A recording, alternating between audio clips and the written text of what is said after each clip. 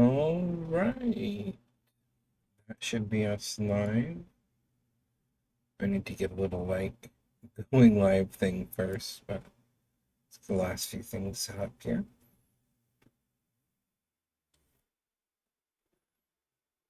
Okay, this, that.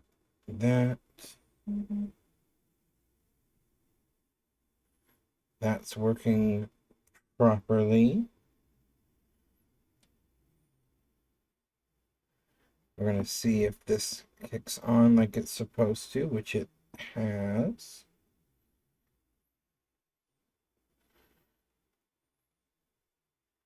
Lovely. Except it might be frozen.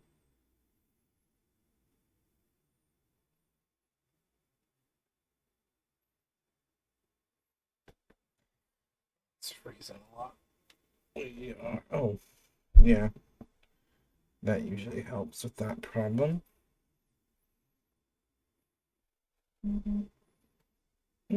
What's that firing off?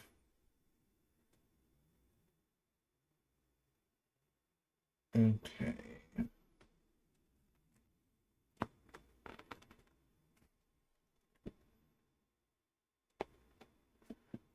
Just getting the last few things up and going. You should be able to hear it in the background. Oh, hello! First time chatter. I'm gonna assume that says Harley the New. If it's not pronounced Harley, please let me know. How are you doing? First time back in a few months, and the first chat of the day is a first time chatter. Love to see it. Yeah. What brings you by? Bennet Foddy, I assume? I know it's kind of a popular game, even if it's a little dated now.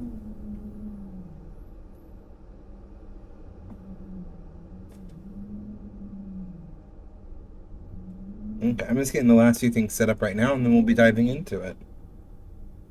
I don't expect to make any progress anytime really quickly, but we'll kind of see how it goes.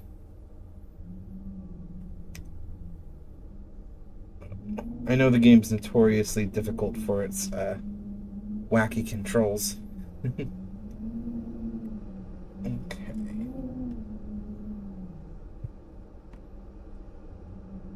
Let's try to get this.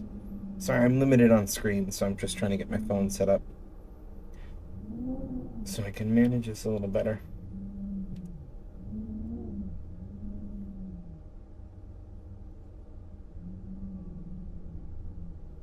Okay.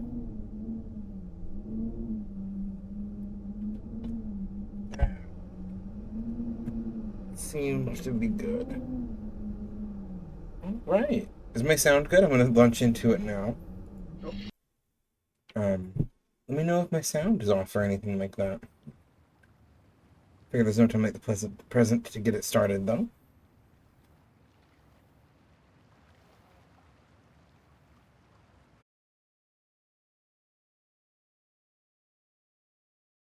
I'm back. Reconnected. Okay. That's back on.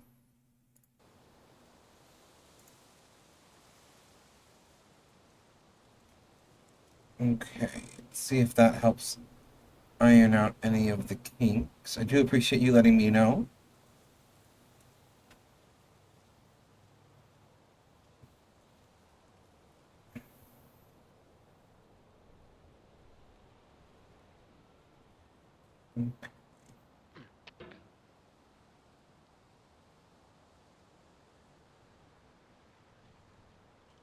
I'm watching my end to see if it's still lagging for me as well. Looks like it is. Okay. Hmm.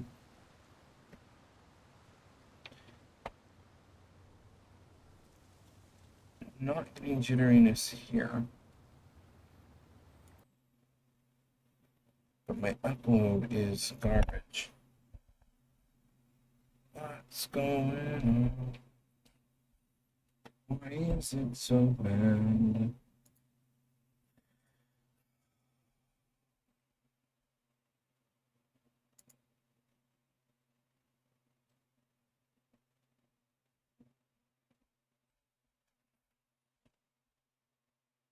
shouldn't do those.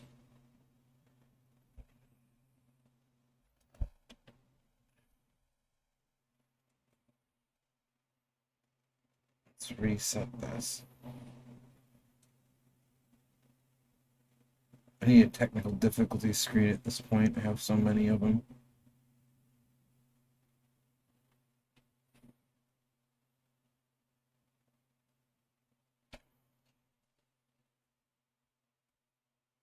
Okay. That's running.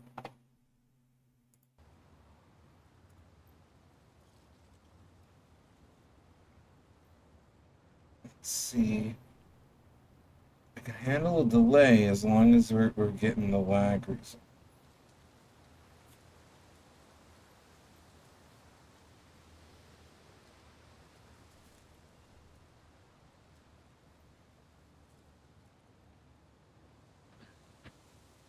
We're gonna try that, see if that's any better. And in the meantime, ooh, almost worked.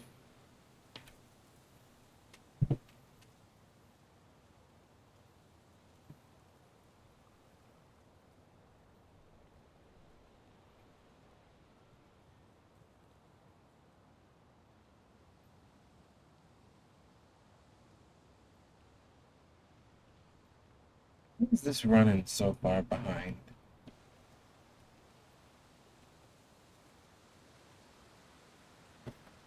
You running? You're not running, huh?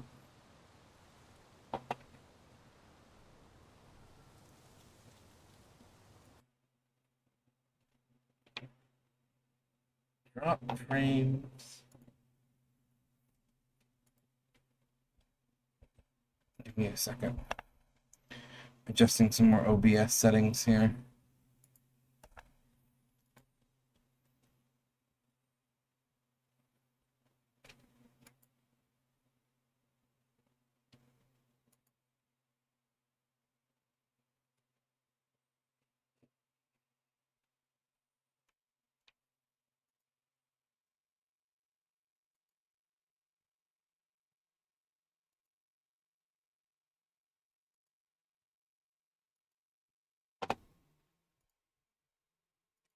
Hopefully that doesn't make it worse. Hopefully that makes it better, if anything.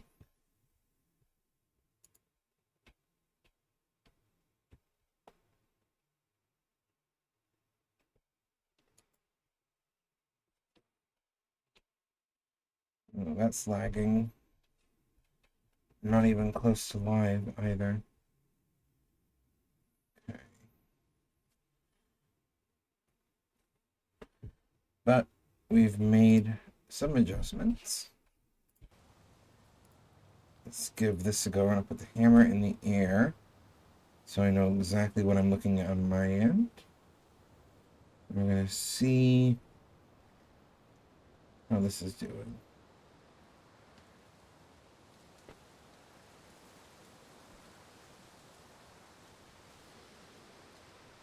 Hammer down. Going to pick the hammer up. That's the question.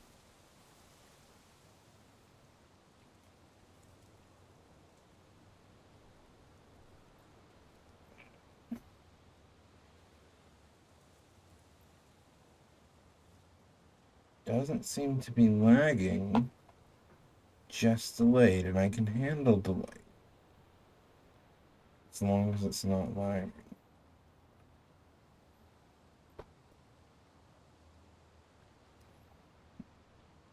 Okay. Well, let's give this a go. See how it does. It's definitely my internet acting up, if we're still having issues.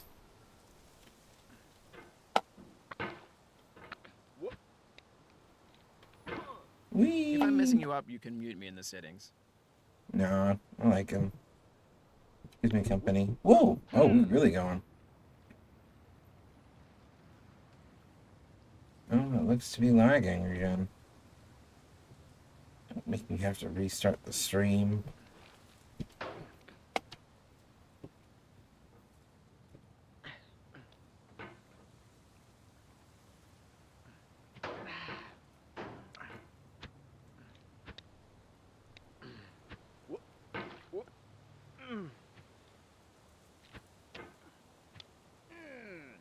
Okay, let's get back up here. Yeah, you just got to the point to put the hammer out. Okay.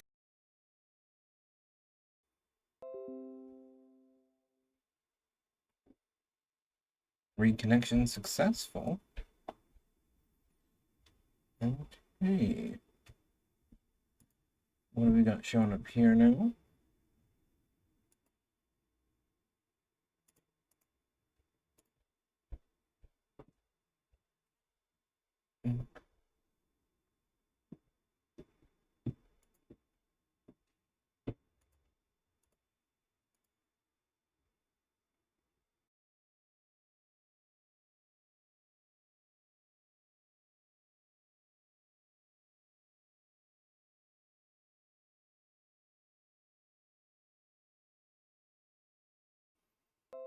Okay, back connected.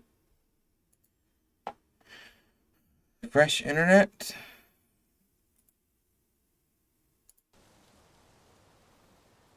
And hopefully nicer. Let's see how much of a delay. There we go. That's what we're used to. Okay.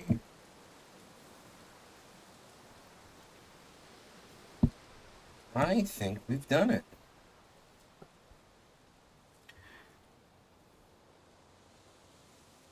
Yeah, okay, that seems to be back to normal. Okay. I think we're back to normal. There we go. Hopefully our friends rejoin us now that we've gotten everything sorted out. If not, hopefully we get some old friends. And until then, I climb this mountain.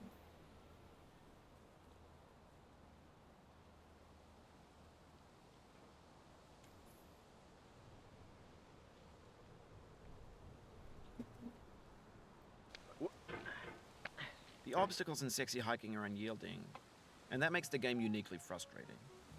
But I'm not sure Jazuo intended to make a frustrating game. The frustration is just essential to the act of climbing, and it's authentic to the process of building a game about climbing. A funny thing happened to me as I was building this mountain. I'd have an idea for a new obstacle, and I'd build it, test it, and it would usually turn out to be unreasonably hard. But I couldn't bring myself to make it easier. It already felt like my inability to get past the new obstacle was my fault as a player rather than as a builder. Imaginary mountains build themselves from our efforts to climb them, and it's our repeated attempts to reach the summit that turns those mountains into something real. When you're building a video game world, you're building with ideas, and that can be like working with quickset cement. You mold your ideas into a certain shape that can be played with, and in the process of playing with them, they begin to harden and set until they're immutable, like rock. And at that point, you can't change the world, not without breaking it into pieces and starting fresh with new ideas.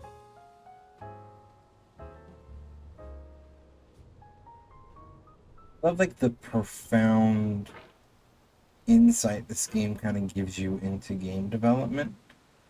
I feel like it, in terms of any artistic craft, really.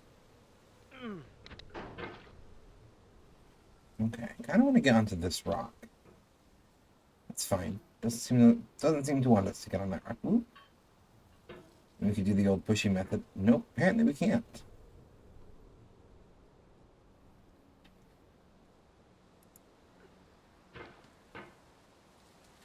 Okay. So, we're going to want to put this below us. We're going to want to push off. Not quite there. A little bit more like here. Okay. I want to push, and ooh, that's what we got to watch for. You got to like push and then go straight up and catch.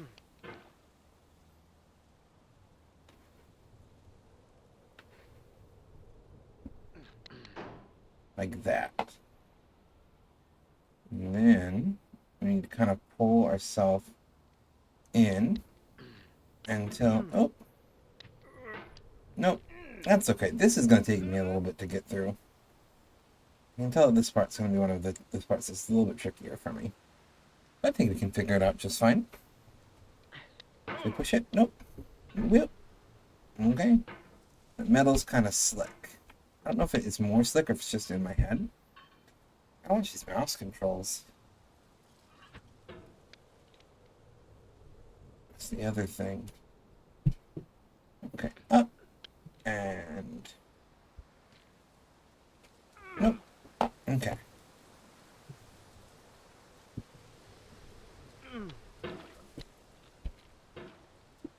Nope. Whoop. It's hard to watch the flailing, because I'm not sure at what point the flailing is, I mean, I find it's best to assume that everything at some point is user error. Like, if I'm flailing, I moved too much. But, at the same time, doing this without a mouse pad, so my mouse is ever so slightly jumpy. Probably not the best. Oh. Not what I was looking for. That's okay. There's like a central... Oop, nope. Wasn't trying to spring there, but okay. No! No! Okay, that's fine. Just go up. And then pull. No. Not a push.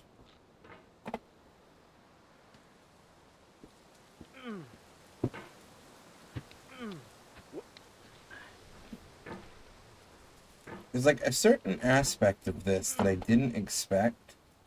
It's like if you navigate past a certain point in his movement range, I feel like he gives you a little extra oomph. Which is not a bad thing. But it's the oomph when I don't want oomph. Like that. Perfect little small shot. Oh, I guess I did move the mouse quicker. It really is You've done all this part user before. error. You know it's possible. Just do what you did the first time. Thank you. I'm assuming your name is Bennet Foddy. And... Okay. Get back up here. My arm is already starting to cramp. Okay.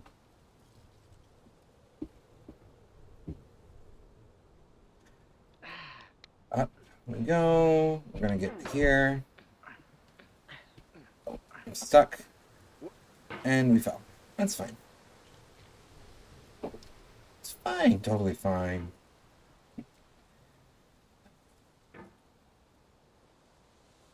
Zen. No.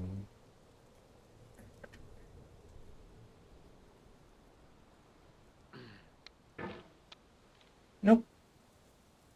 Okay. Bring it in. Nope. That's fine. Okay, Mr. Hammer, you got this. Should I name him? We need to decide what we're naming Mr. Potman here.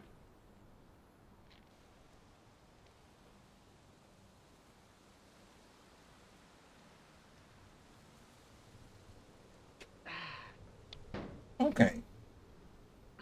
There we go. Oh, oh, close. That's okay.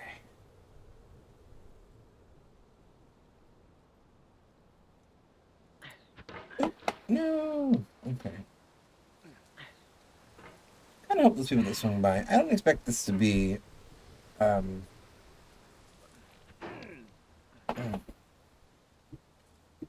technical difficulties and everything. I don't expect this to do very well as a stream.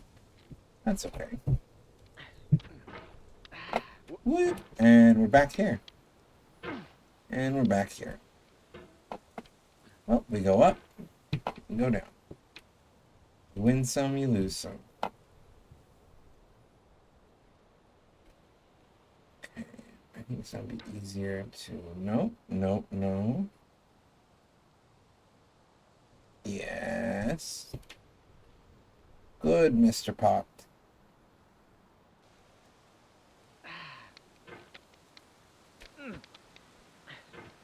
Windmill. I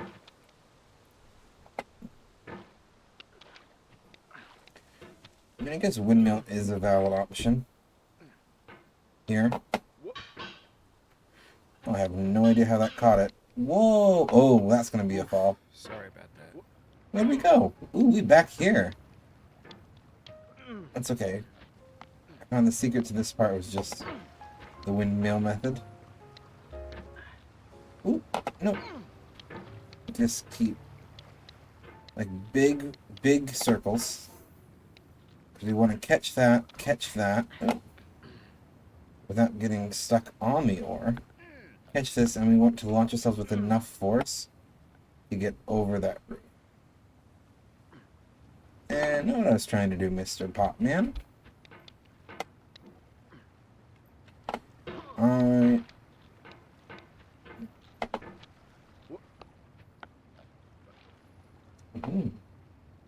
The sword. I'm gonna call him Mr. Oh no, Sledge doesn't work. What do I want to call him? So I need people in the chat so I can decide on what. You have like a canonical name? Maybe. Maybe not. Okay. Do big, swingy circles.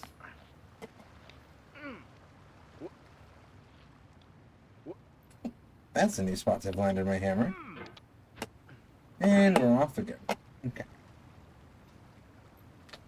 Oh. This game is doing a number on my armor, and I've only been playing it for 30 minutes.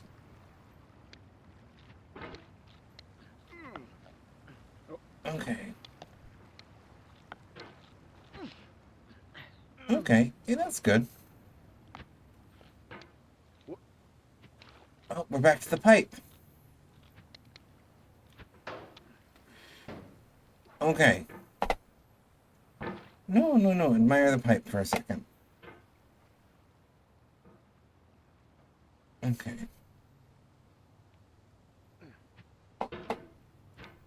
Nope, no.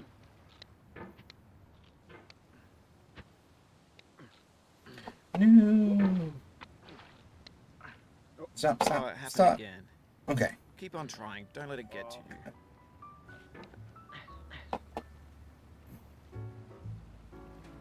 Maintaining calm, controlled movements in this is understandably difficult.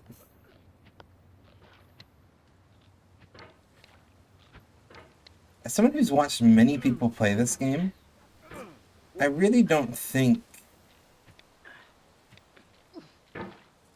watching this game does justice.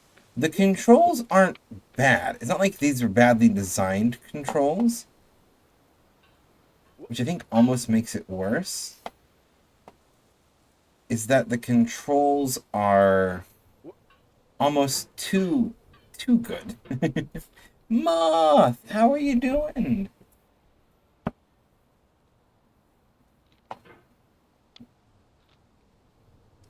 That's good to see you.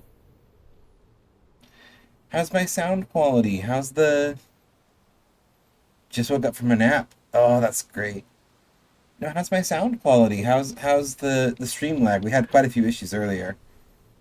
But it looks like it's working on my end, but I never can tell. Woo! Eat myself back down to earth. Okay.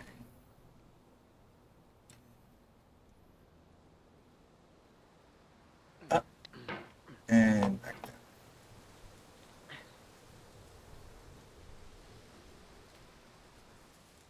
Sounds good, you think?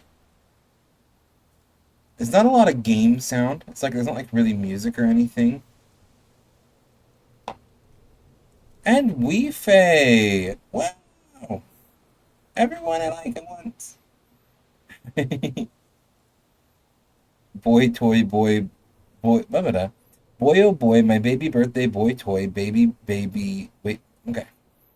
Boy, oh boy, my baby birthday boy toy, baby boy, happy birthday lad. Perfect. Weefei and Moth. I'll ask Weefei as well. How's the stream? Is it laggy still? We seem to be mostly working. Sound is okay. It's been so long since I've streamed. Whoop! Okay. Gently boop it. Just the lightest of boops. The boopest, the boops. The boopest, the boops. Okay. Oh, goodbye. This thing that we call failure is not the falling down, but the staying down.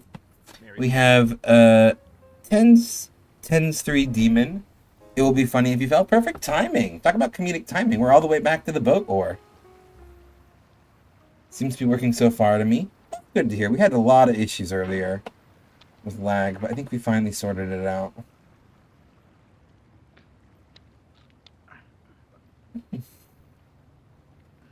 A little stuck. That's okay.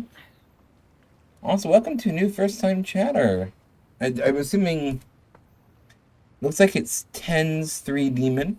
I said it's not the best. I'm going to assume that's what your name is. You prefer to go by Demon or Tens? Call you Grav? G-R-A-V, like Grav, like gravity?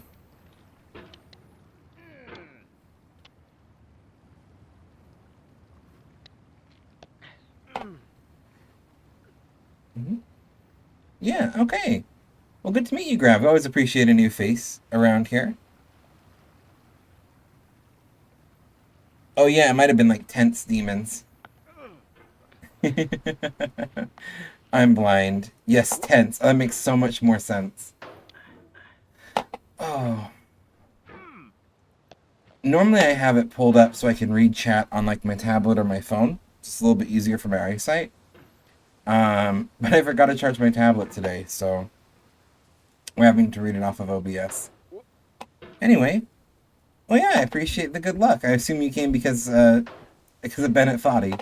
Seems to draw in some people. I've watched many a stream myself, so I know it can be frustrating, but first time playing it. And, well, the controls live up to the... I was promised a difficult game, and the controls live up to it. Oh, thank you for the follow, Grav. They dance? Since when have the Pokemon danced? Why is there country music playing?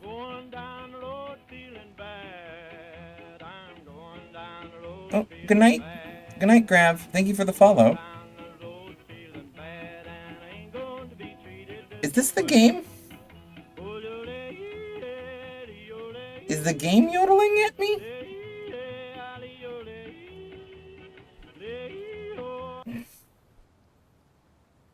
It is the game. Oh, game's got yodeling. I feel energized. We'll use this yodeling to our advantage. With yodeling, I'm unstoppable. Oh, no, we're back at the bottom. Yodeling does not make you unstoppable. Makes me feel unstoppable, though. Yes, it's Weefei. It is canonically Weefei snuck into my house and is yodeling at me.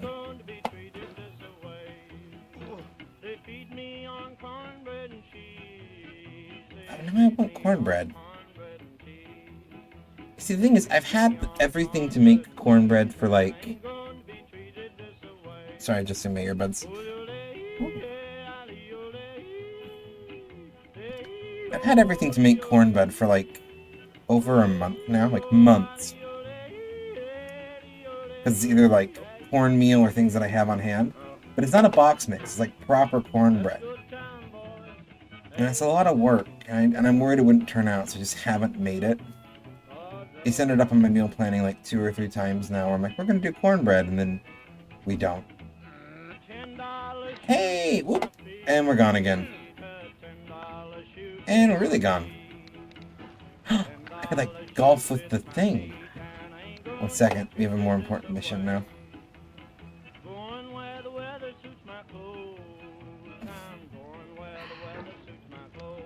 Okay. So we're gonna get this.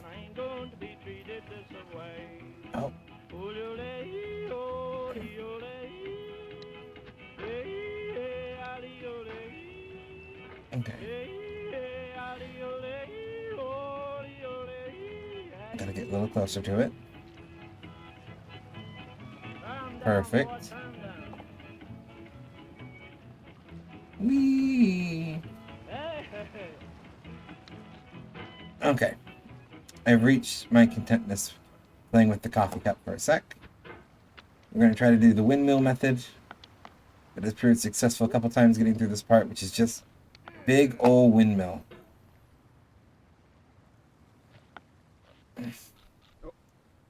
Okay, and we're almost back to the pipe.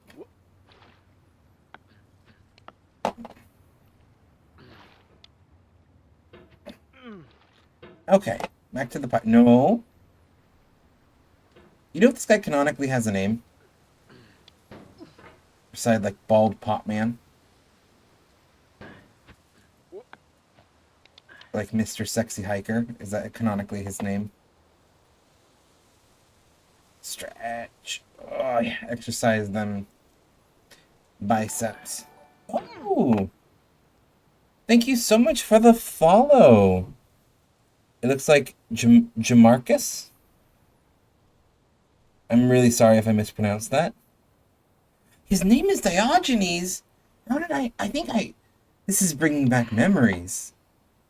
Diogenes is like such a good name. Oh. Father of Cynicism. That's such a good name. I think I knew this at some point. So hi. Yeah, is it Jamarcus? Is that even close to how you pronounce your name? I'm really bad at name pronunciations. That's it. Okay, Jamarcus. Good to meet you. Always appreciate a new chant. New chatter. John Vance Cheney. Just need a random quote. That's fine. I don't know who John Vance Cheney is, but that quote sounded nice. What brings you here? I'm assuming the Bennet Foddy?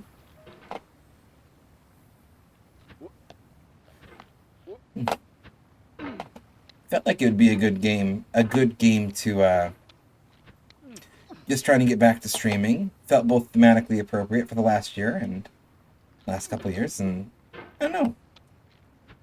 You're the fourth new chatter I've had today, so it's like to see a new face, and games definitely having turned out to be worth streaming. Okay. Oop.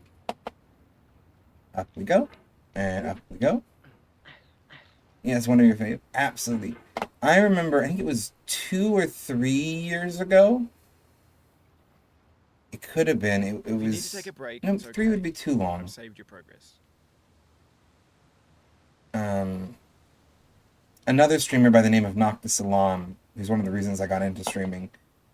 I watched him stream all of it, and it was just, like the first time I'd seen it be played through, and it was just such a delightful game to have watched that I just kind of had it on my list for a while now. And I actually got it, I think, last Christmas, kind of wanting to play it. But, I'm trying to get back into streaming. It's my birthday. I'm like, let's do a good birthday stream. Let's pick something that feels thematically appropriate and kind of do a little bit of a relaunch into streaming. And this just felt like a really good game for that choice. And let me tell you what, I was not... I watched Noctis play through this full game. I was not prepared for the controls, we'll put it that way.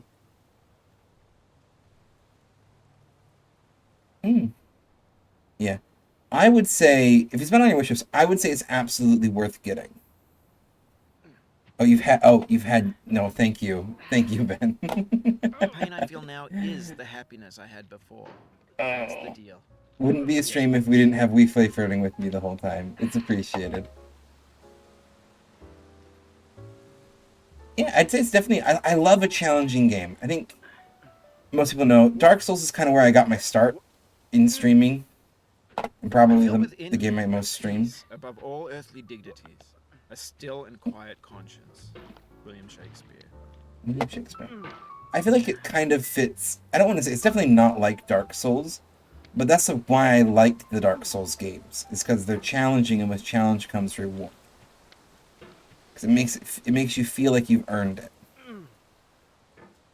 Anyway.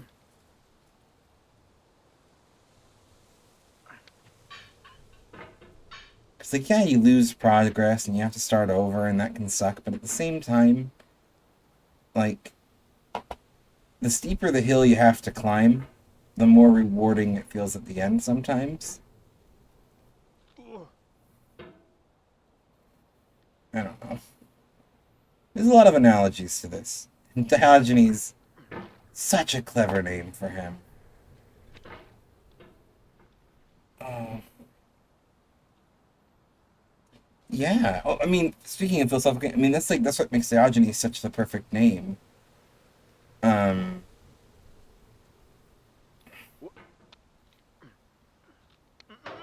Oh, okay. Oh, oh. Okay. Breathe. Okay, we got a stable point. I like that he's in a pot. Yeah, the conversation, the. Oh no, that's not what I want. Oh, and we're back down. The him being in a pot named Diogenes, just perfect. I'm going to assume you know who Diogenes is. I think I've read it about him before in the chat in one of my random facts before. But for anyone in chat who's not aware, Diogenes was a famous Greek philosopher, father of the philosophical school of thought known as Cynicism, and one of the things that he's most infamous for is living in a pot. Oh, it's Wefe. Both yours and Jamarcus' names are purple, and I keep getting them mixed up. Oh, absolutely. I'd love to see if you point it out for me. Okay. So this part. Okay. Nope. I want to get closer. So we're going to set the hammer down. We're going to move in. Yeah, there we go. And gently down. Okay. You completely forgot about. Yeah, random facts are still a thing. Okay.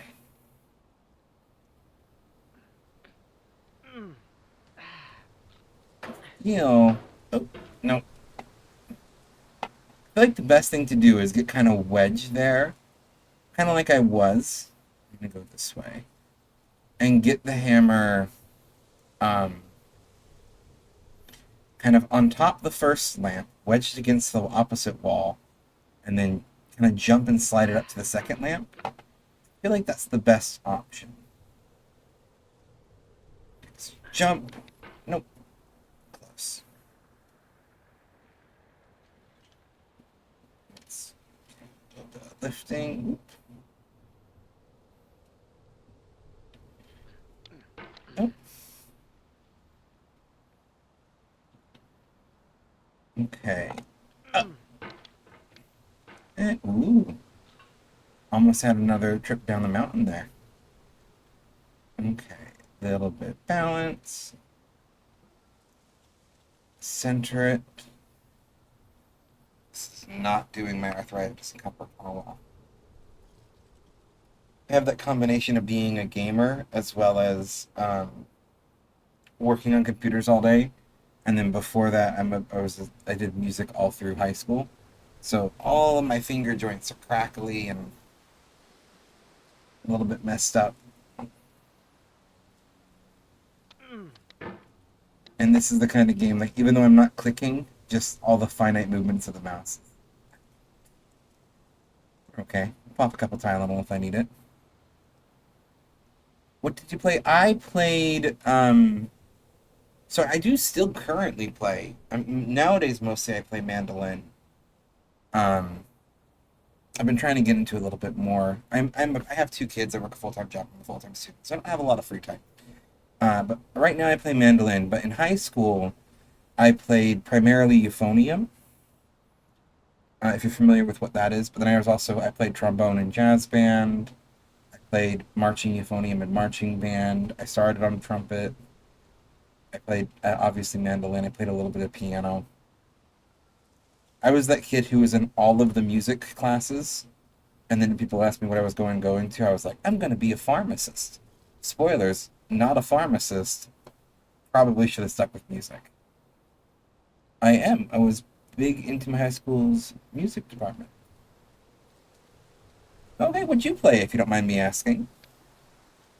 We always stand a band kid here, or choir, or orchestra. I love them all.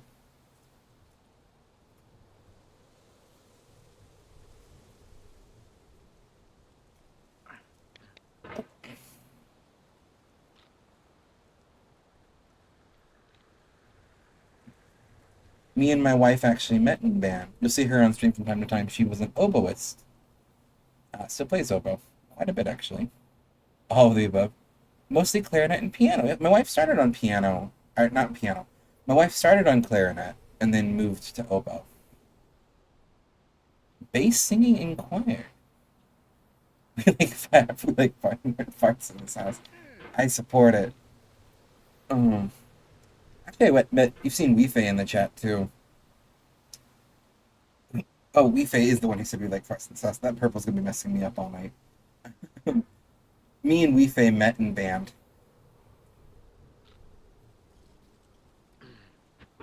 And my wife. We met my wife as well, a mutual friend. We also met in band. Yeah. Basically, I only recently got into like some local community choir. Oop. And the hard thing was like everyone's like, "Oh, you play instruments, you'll know." And I'm like, I still like have only recently figured out that I'm probably more comfortably a tenor when I sing, maybe a baritone. Um, but people's like, "Well, you play instruments, you should know." It's like my mind doesn't compute sheet music to my own voice. Like I can match pitch if I need to. Yeah, lots of awkward sort of. Yeah. Junior high was a trip. I miss them and I don't. Ooh, ooh. I will say I don't. Can't. Oh, 1 second. I gotta show off. Not showing off. Not really showing off, but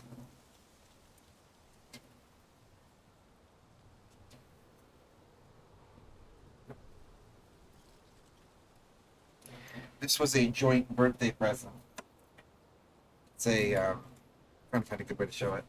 We got a Casio, a little Casio keyboard, so my wife can finally learn how to play piano. She's wanted to for years. I'm hoping to use him to like compose a channel theme and some background music I can use in my videos. Now that I have a proper keyboard, but we'll see. And yeah, sheet music to voices. Oh, thank you. You didn't have to change the color of your name. That wasn't me trying to hint at it. Weefei has two different badges in front that should make it easier. It's not the sharpest tool in the shed. Yeah, sheet music to voice is very difficult, but by ear is easier. It's the opposite. Yeah, I would agree. It's like the opposite of instruments for me. And like the hard thing is, I want to when singing, because all of my singing prior to this was done in like church settings, because I grew up, was raised Christian type deal, and so everything I'd sing was in church. And in church, everyone just sings the melody. So like the harmonizing parts. Sorry, I would have changed, but you have no idea how. I don't expect you to be technically literate, Weefei. That's not what you're here for. You're here to boost my confidence by flirting with me the entire time. Oh no, we're going down. Mm. See, I was like, I'm used to just trying to sing the melody, and then so you put me in a group, and it's like, okay, you're singing the tenor part, and then my voice like wants to try to sing usually the soprano or an alto line, which is way out of range for me. But that's like what my brain wants to do. So I'm listening by ear. Which wouldn't make I played low brass for many years. I think I listened down, but nope.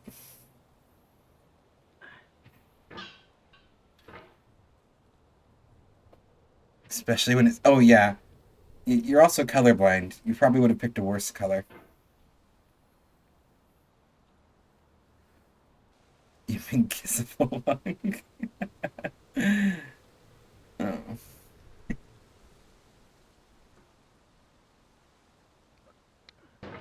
Oh,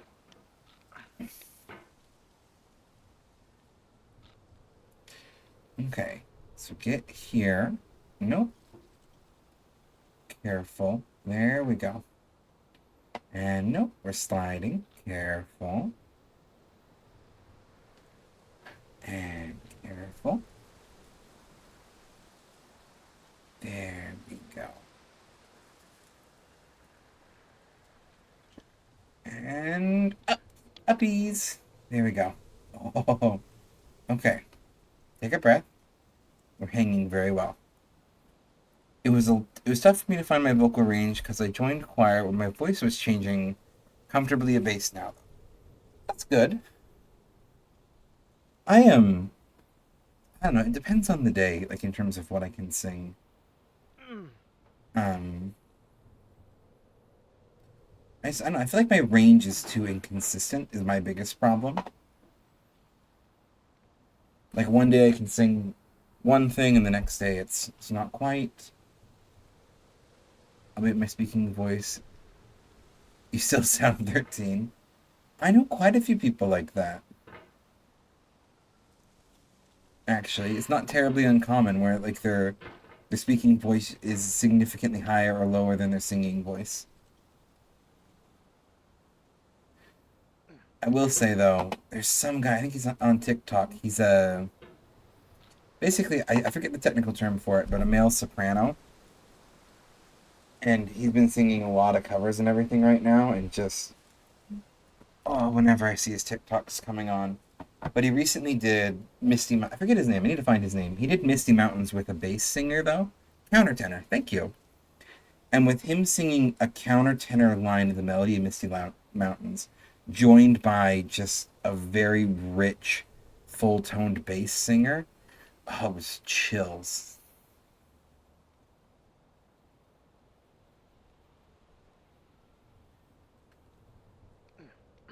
Oh, almost had it. I've seen many a person get stuck at this part, and I get it now. Okay, bring it in close. Nope. Close. This game, the controls are so intuitive, but just not in the way my brain wants them to be.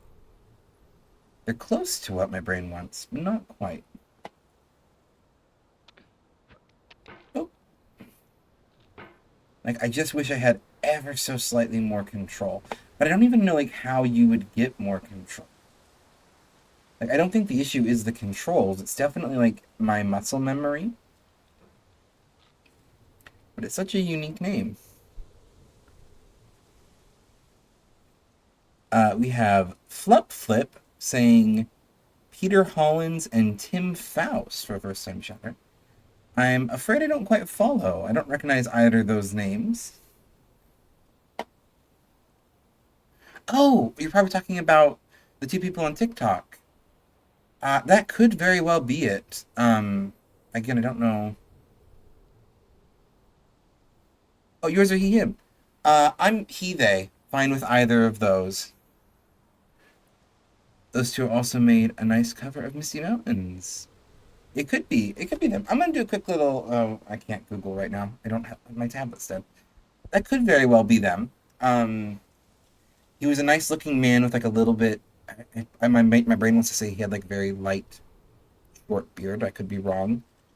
And the other one had I think a little bit more of a beard, but I'm terrible at describing people. They were wonderful singers. I'll post it in my Discord if someone reminds me after stream, I can post them in my Discord. I have a second to run them down. Yeah. Yeah, Project Check Mine's. Thank you for letting me know. We definitely respect pronouns on this channel, but yeah, he they is fine for me. I'm fine with either of those.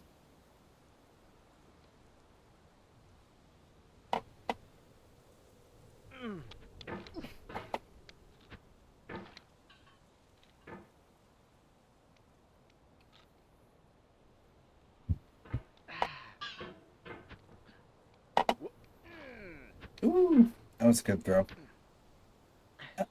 Ooh, it did not look like I wanted it to. It's okay. It's gently.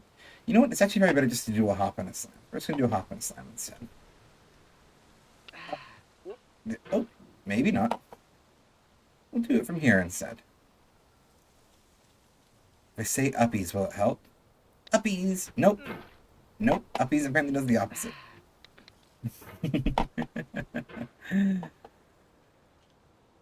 Is there a way you can try them from Metapod? Absolutely. I don't know if Moth's still around. Moth is a little bit better at this.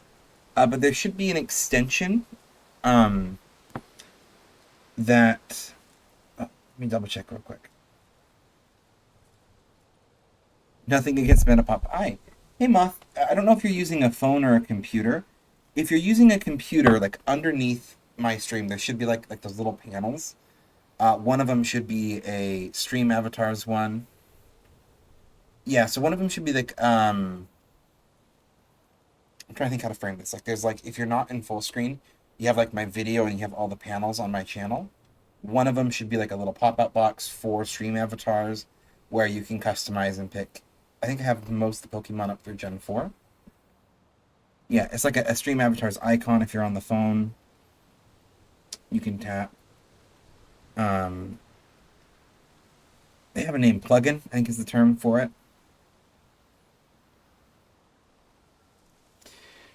Like if you see a little puzzle piece as well, you should be able to hit the puzzle piece and that will pull it up. I don't watch streams as much as I stream. And I don't stream very often lately, so.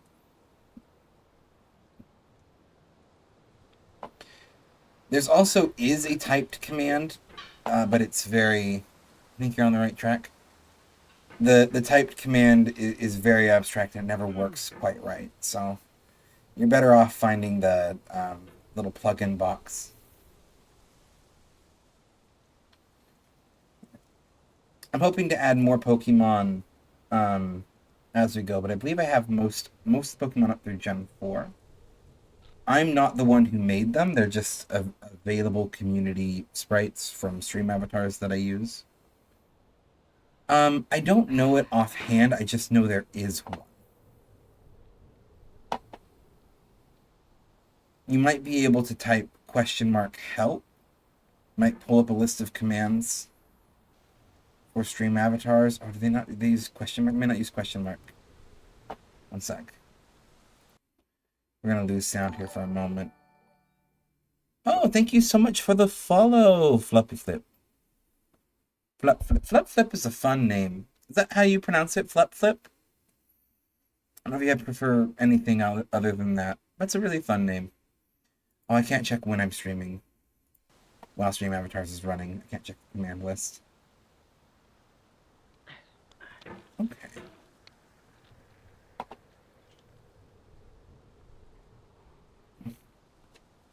It might be...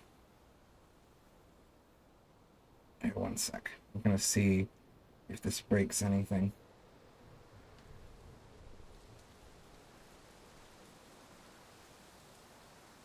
Oh, it's a bit German, but you already pronounced it really well.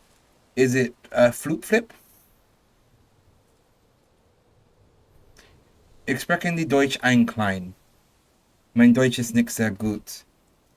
Ich habe 3 Jahre alt, no, 3 Jahre alt, 3 Jahre deutsche Klasse. That's probably grammatically terrible, but I can read German decently usually. I can't speak it very well. But still nice, I understood it. Yeah. Again, I took 3 years of it, but it doesn't, I don't use it very much.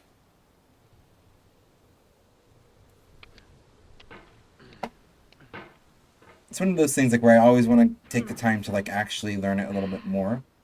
And for my current job, it's kind of a slight expectation, like no rush to. So I'm hoping to get better at it, but we'll see. For how many years of French? Yeah. See, currently, the thing is I was really trying to like focus on relearning my German. Take a breath here. I was really trying to focus on relearning my German. But then kind of the area that I live in Massachusetts. Gotta love the Canadian education system. Oh, you're Canadian, good. I'm from rural conservative America, so I feel all the pain of education. Anyway, um, but no, my wife's a teacher, and she teaches in a lower income area. There's a lot. We have a lot of migrants from um, South America and Puerto Rico, Guatemala, Dominican Republic especially, in our area. So I've recently been trying to learn Spanish because that's the community around me, and I want to be able to interact with them.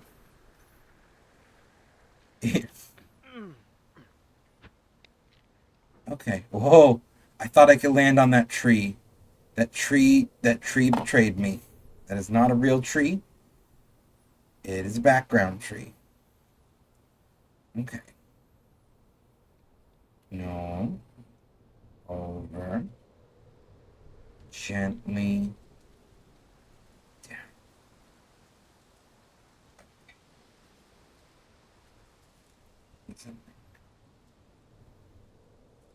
Yeah. U.S. education system is For years interesting. now, people have been predicting that games would soon be made out of prefabricated objects, bought in a store and assembled into a world. And for the most part, that hasn't happened, because the objects in the stores are trash. I don't mean they look bad or that they're badly made, although a lot of them are. I mean they're trash in the way that food becomes trash as soon as you put it in the sink. Things are made to be consumed and used in a certain context, and once the moment is gone, they transform into garbage. In the context of technology, those moments pass by in seconds. We absolutely stand teachers in this household here, so that's awesome. Are you looking to teach a particular thing? You're looking more for like elementary ed, grade school ed, or are you looking for like a specific kind of subject in like more of like a junior high, high school situation? Because as I mentioned, my wife's a teacher. She has a elementary ed and curriculum master's. She's super smart, much smarter than I am. Teaches fifth grade, so like 12-year-olds right now. Definitely no higher than high school though. Because the thing, so my wife teaches fifth grade. My goal with my degree, I'm also a student right now. I'm going into specifically history, and I'm either going to go more into like museum or archival work, maybe restoration, or actually teaching on more of a college level. That's what I'd ideally like to do. Geography. Oh, I like you already.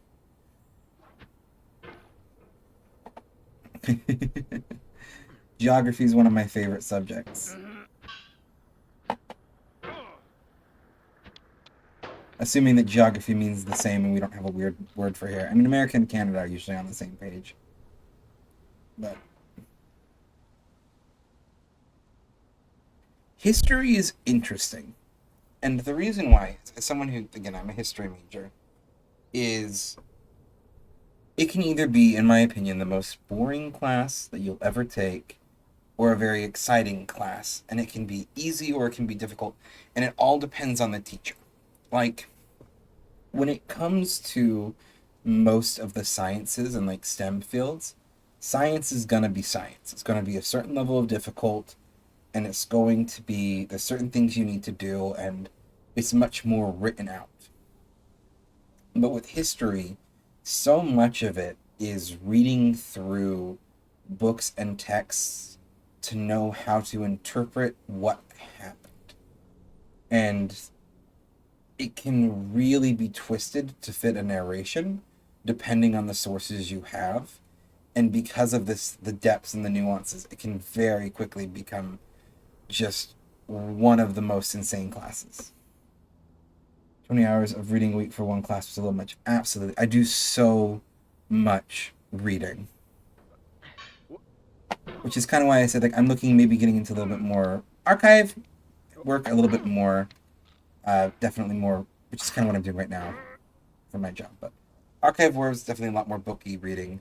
But I kind of wanted to get into more museums or restoration because that's where you can kind of get a little bit into like the physical aspects of it, I guess. Like I would love to be in a situation where I can help design a museum that applies a little bit more to kinesthetic learners and kids that I feel like you don't get for a lot of history museums. Because every history museum you go into is like, here, this is a replica or a picture of some industrial machine or ancient implement, and here's 7 paragraphs of information on it.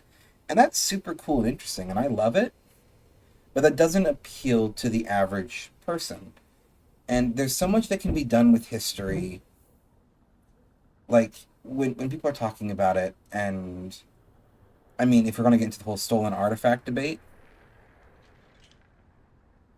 okay, I'll answer your question here in just a second. Like, you get into like stolen artifacts, like, name something that seems British but isn't like the British Museum because everything there is from another culture. Type conversations, it turns into this question of like, well, how do we teach about these in a museum setting if we have to give those artifacts back? And something that I feel like not a lot of people take advantage of is like, say you wanted to. No, you're good. I was just acknowledging that I read it. I read comments that pop up, so I have like a little bit of the ADHD and stuff, so I jump around quite a lot. Um, but when it comes to like, you can give those artifacts back to the cultures they belong to, where they can be put in a preserved situation. And just say, for example, if you want to teach about indigenous Americans, why have a room full of stolen artifacts when instead you can have people who are experts, preferably from those communities, who are like, hey, we're going to talk about indigenous communities. Let's learn to make things the way that they did, do things the way that they do, farm the way that they did. Because history is so much more intriguing when it's hands on. You want to learn about medieval armor? Let's go to a workshop and make some chainmail. You know what I mean? Or let's cook the medieval way. Let's do a cooking class where we use industrial devices. Let's here's a printing press. We've made a working printing press. Let's print things the way that they would, because that's how you teach people, particularly kids, history, is by letting them experience it. And you're not going to get that by just sticking stolen artifacts on a shelf. So absolutely, reparation. Let's get all of those artifacts back where they belong, and let's build museums that teach and get people passionate about these things to learn about it, I guess, more from the ground up. That's just my opinion, and kind of like why I want to get into it and what I'd love to see done about it. I recently I've been seeing a little bit more of it in kids museums, but I feel like let's not only take the object for kids museums, let's make that more for adults too. You know, I don't know. That's just my take on it. Anyway, you mentioned like geography. What periods I find the most fascinating? Um, to make sure I'm not flipping geography with geology, because I might be doing that. Yeah, let me double check something real quick. I'm gonna double check a term on this one to make sure I don't look like a complete idiot. I really don't know how to answer that question offhand. I've studied a little bit of it for classes, but sometimes it just boils down. I guess I like the aspect of geography, and if this is the wrong subject, I apologize for misleading here. When we're talking about how the shape of an environment um,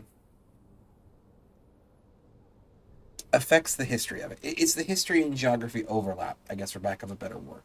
Because when you're looking at the mountain ranges and forests and rivers of a certain area, you can then look directly in relation to history of where cultural boundaries and language boundaries and these big things shifted depending on the natural landscape around them. I don't know if that makes sense. It's kind of that.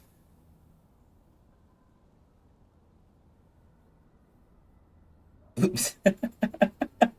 I half read that before you timed out Wefei, often drawn by geographic boundaries due to landscapes. Yeah, and that's kind of what I think is interesting. Did not mean to delete. It's okay. Wefei gets to be in timeout for his bad opinions that weren't serious. He likes timeout. Someone needs to put him in his place every once in a while. About that stuff in anthropology class. Yeah, it's kind of I said history. It's a little bit more into anthropology as a subject rather than history, but Wefei gets the spray bottle. Yeah. No, it's just like it's maybe not in good taste. Um, oh, we're gonna sit here for a second. Um, oh, but yeah, it's just you can. I guess it's just like you just look at things in the way that cultures trade information. Like I struggle with language. I have what's called a logia to a very minor extent, so it makes speech difficult sometimes, or like typing can be a mess. But when it comes to like studying linguistics, I love it.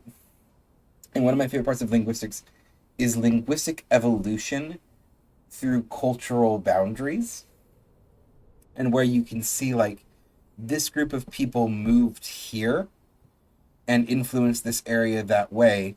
And you're like, well, why'd they move? And then you look at it and you're like, oh, there was a mountain range here, or like that shifted or would have forced them to move this way, or I don't think this really affected people in any way, but like I'm from Utah originally. That's where I was born and raised. And Utah used to all be a lake. It was Lake Bonneville, and eventually over time it eroded down part of it, and basically almost all of the lake drained away except for now what we call Great Salt Lake, Utah Lake, and a couple other minor lakes. And you went from this area that used to be a massive inland sea to a desert. And this is all well and truly before people lived there, but just seeing the impact that has on the environment, like with the massive salt flats out in western Utah, or just like the ability to find fossils and shells and everything. Like, I don't know how much of that counts as geography, but just I find that fascinating, even if it's not my best subject. Anyway, sorry for like a roundabout answer that didn't, I don't feel like directly answered the question. I'm kind of a goofy person. I kind of am around things. It's just the humor of saying things villains say. Oh. Ooh, we're down again. It's okay. We all know if you actually ever had a genuine bad opinion, Weave, that I would drive down to your house, throw you in the back of my trunk, and take care of it. Yeah. Well, it's interesting too, because I think like most subjects are broader than people realize, especially when it gets into overlap of subjects, and subjects intersect each other so much. Over time, Oh, we've poured oh, more and more stop, refuse into breathe. this vast digital landfill that we call the internet. It now Yes. vastly outnumbers and outweighs the things that are fresh and Yes. untainted and unused. When everything around us is cultural trash, trash becomes the new medium, the Okay. lingua franca of the digital age. And you can build culture out of trash. But only trash culture. B games, B movies, B music, B philosophy. I love this like little ramble he's going on. Do I need to like? I'm assuming. Don't know if this is gonna work. This may be the dumbest idea that I've had, but I think I saw someone doing this. Okay.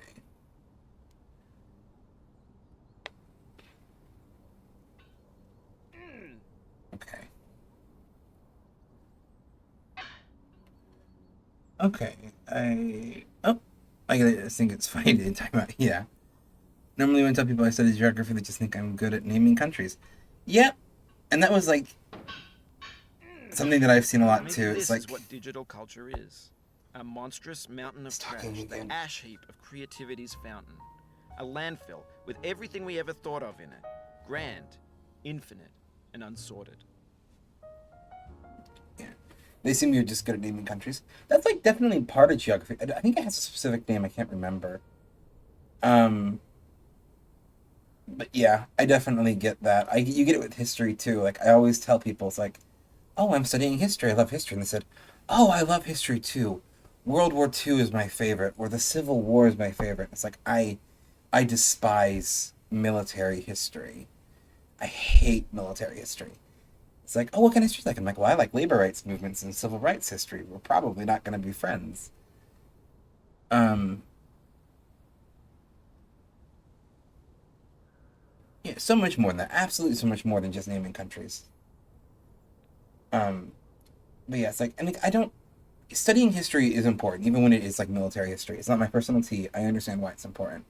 But so many people like only study military history, and I'm like, military is such a small, insignificant part of human culture in the grand scheme of things that like people assume is the bulk of all history whenever I talk to them.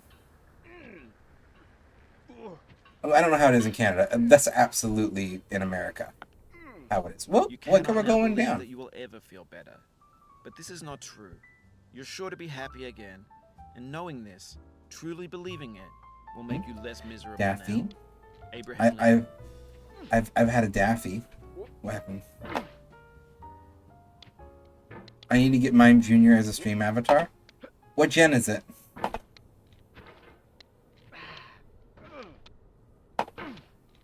No, no, no. Okay, breathe. When you get going, it can really get you down the hill quickly.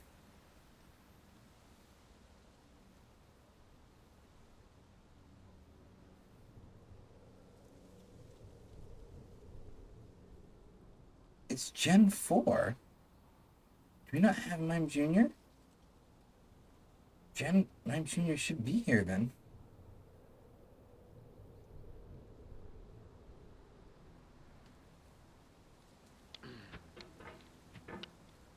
Okay. Uh, can you Discord me a reminder to check?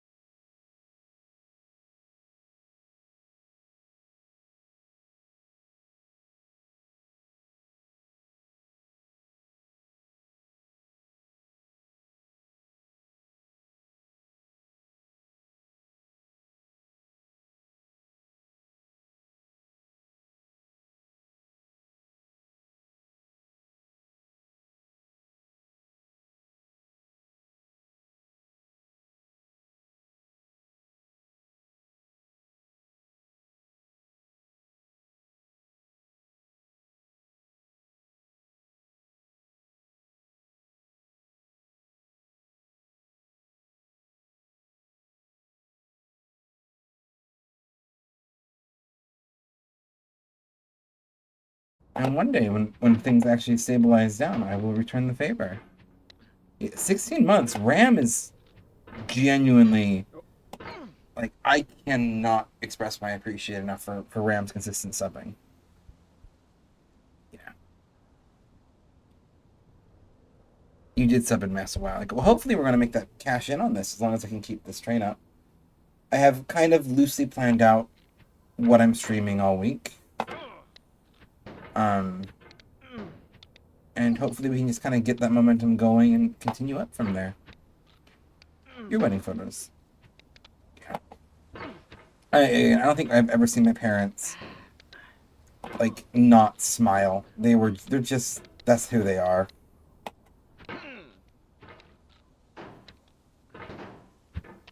Which is funny because I know I'm not a big smiler. I have RBF, but I did not get it from my parents, that's for sure.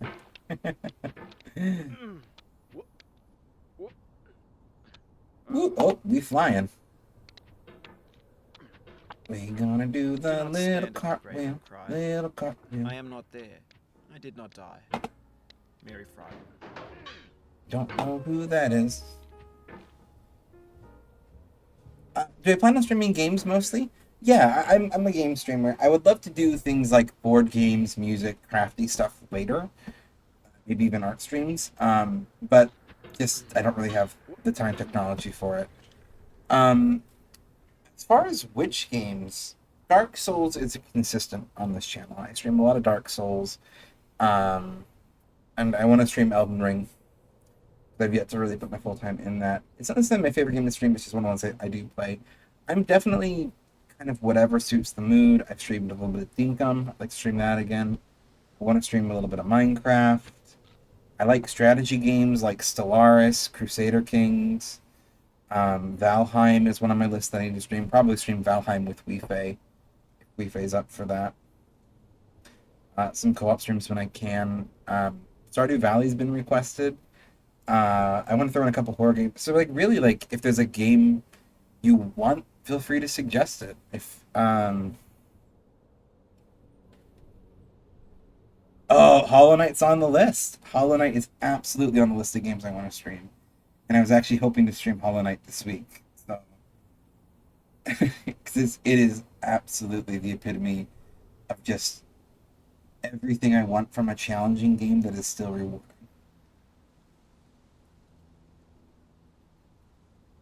Yeah, it's like Hollow Knight. It's been on my list of games I want to stream for a while, and I was hoping to pull it out. Um,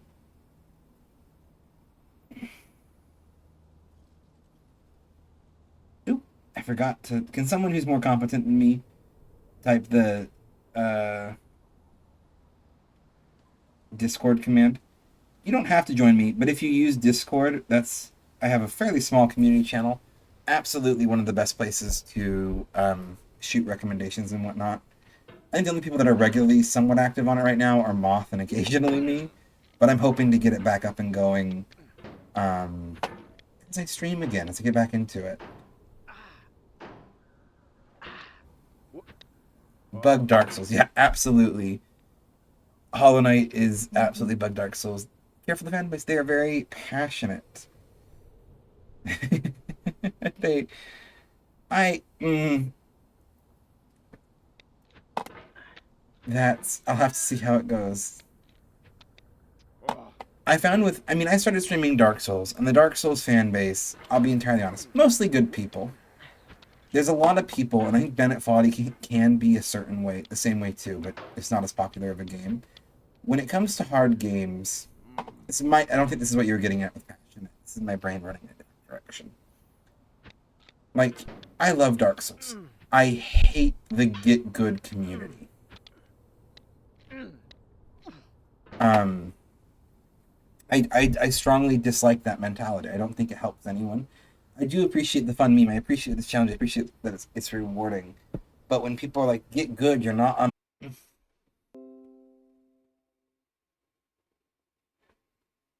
Am I back? It says reconnected.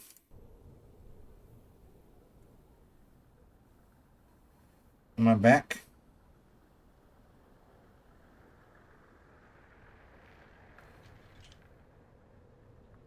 I'm back. Okay. Where did we lose me? The internet's having struggles today.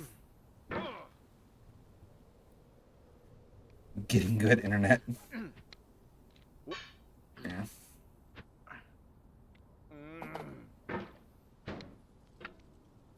Dark Souls fan base. Life is a Okay. mosaic of pleasure and pain. Grief is an interval between two moments of joy. Peace is the interlude between two wars. You have no rose without a thorn. The diligent picker will avoid the pricks and gather the flower. Satya Sai Baba. Oh yeah, so the Dark Souls fan base. I guess I was mostly just saying, yeah, you get a lot of people who watch people play Dark Souls because they want to see them suffer and get angry and not be as like good as them because they think it validates. It's like external validation. They want to see people who are worse than them so that they feel better about themselves, which I feel like completely voids the point of a Dark Souls game, which is to feel achieved as you overcome what you once felt difficult. Does that make sense? Like, external validation doesn't matter. You can't judge a fish on its ability to climb a tree or whatever that quote is. Whether someone's better at me at something in Dark Souls, I don't care. And so I found when I first started streaming Dark Souls, there was a lot of the community I'd get pop into my chat, and I'd get like 2 or 3 messages where they'd basically be like, "You mad, bro? I'm watching you die." And I'd just be like, "Oh no, this is okay. It's a good fight. I like this one. We'll get him next time." And then I never see him again. So that was my way of coping with the problematic Dark Souls fan base. But yeah, if you meant more like, and then I had kind of went on to say, if you meant more impassioned, as in they like their adult content when it comes to drawing, because I have shit for stuff. I'm ace. I'm asexual. I have a hard time reading what connotation is meant right there. The speedcoming community has been very friendly for me. Yeah.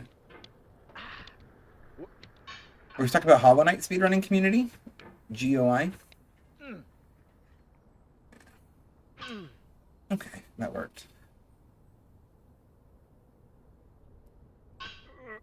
I'm not sure if I missed a message there or something with the internet issues. Um, but no, I'm sure it's a lovely community. If you meant impassioned, like they can have a lot of inappropriate comments and stuff about the characters. Oh, getting over it. Okay. Oh yeah, I've definitely seen that this community's been a good one. Yeah. Did you mean? I'm assuming you meant impassioned more as in like they're very. Okay. They like their characters' drawings, I guess. I don't know how to say it. Um. There's 3D models of breakfast, Gen X's fanfic novels, Scan Hmm. magazines, green screen Shia LaBeouf, banned snuff scenes on Live Leak. Facebook's got lifelike bots with unbranded adverts and candid shots of Kanye and Taylor Swift mashups, car crash epic failed GIFs, Russian Kanye dash did cam not events, age well. discussions of McRibs, discarded, forgotten, unrecycled, muddled, rotten, untitled.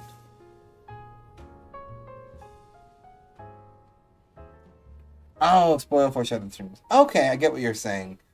For some reason, my brain went like that they were making like risque fan art or everything. Which to each their own. I wasn't there like judge them for that, but I've definitely had some communities where it's like this is a family friendly channel for the most part. I understand the game that we're playing, but anyway.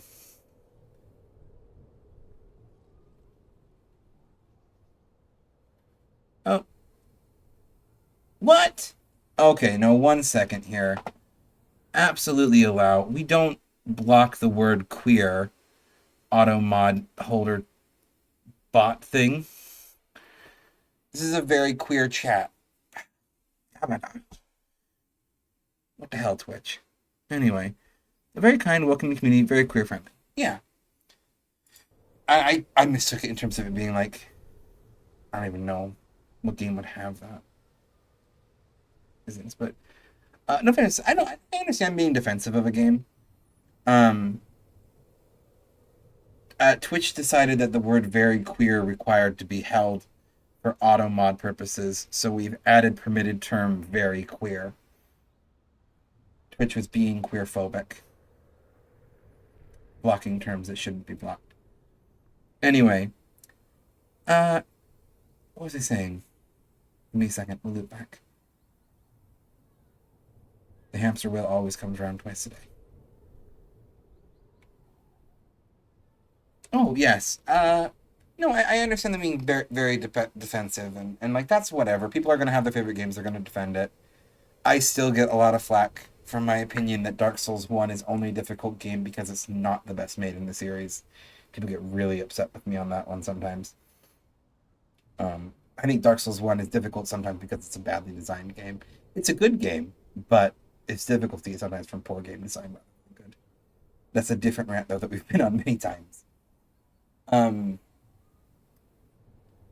no, but, and as far as spoiling, I have beaten all of Hollow Knight. They're not going to spoil it for me. And just for context,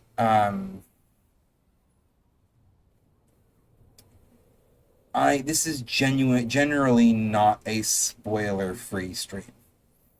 I don't mind spoilers. I don't mind backseat driving. If it's going to be something that's spoiler related or backseat driving related, and I don't want that, I'll give a warning beforehand.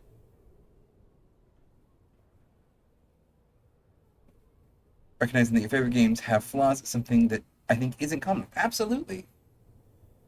And I'm with you, Ram. I'm of the opinion that Dark Souls 2 is the best of the Dark Souls games, which is sometimes an unpopular opinion. But yeah, you can love something and recognize the flaws of it. I'm a huge Lord of the Rings fan, for example. I have been for years. I have a replica. Oops, over there. I have a replica of Sting on my wall. It's my nerd cred.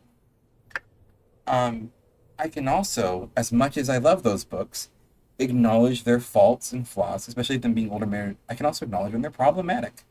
It's leading ministry. Things can be more than once. I like Lovecraftian horror stories.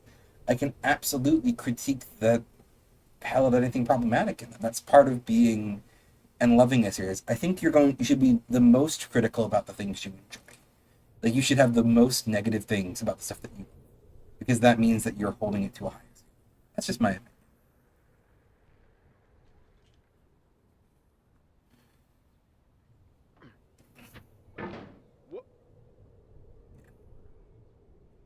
It's less about game design though, and more just about like general philosophy.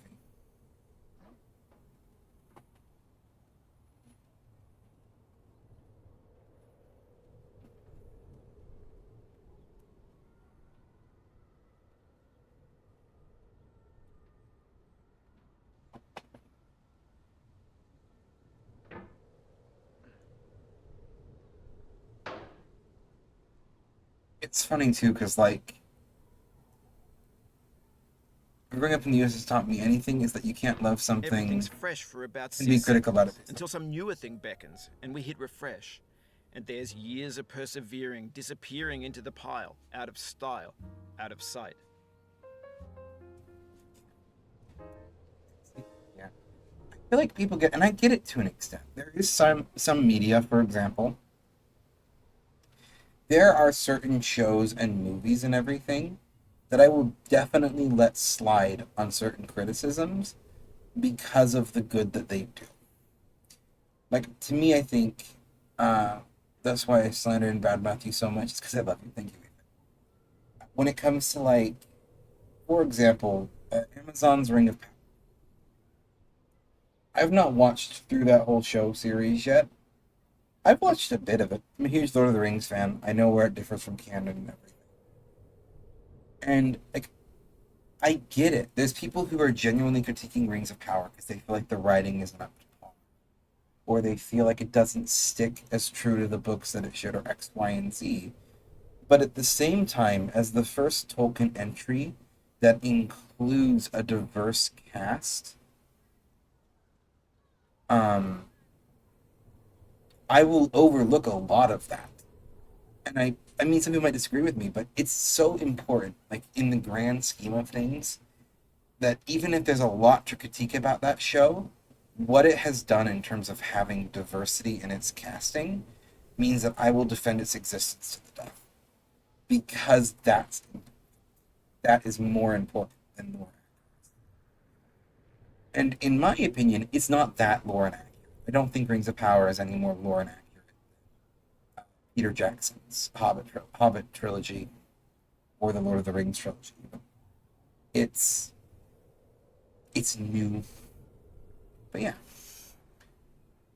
Hey, FYI, I would be great time to continue Drunk Souls designated gaming.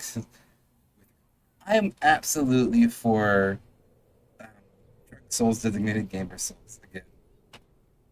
We can bring back the dance. Ooh, oh, they put a little pericolo di cadetta. I don't know enough of what language that is. My brain says it's French. It's probably not French. Ooh, let's not do this stuff. Whee! Alright. I mean, it's Italian would make sense for where drop a hole or something. No, it would. It's Italian. You don't believe in Italians? We've been over this, Moth. The, my Italian family would be upset that you don't believe in them.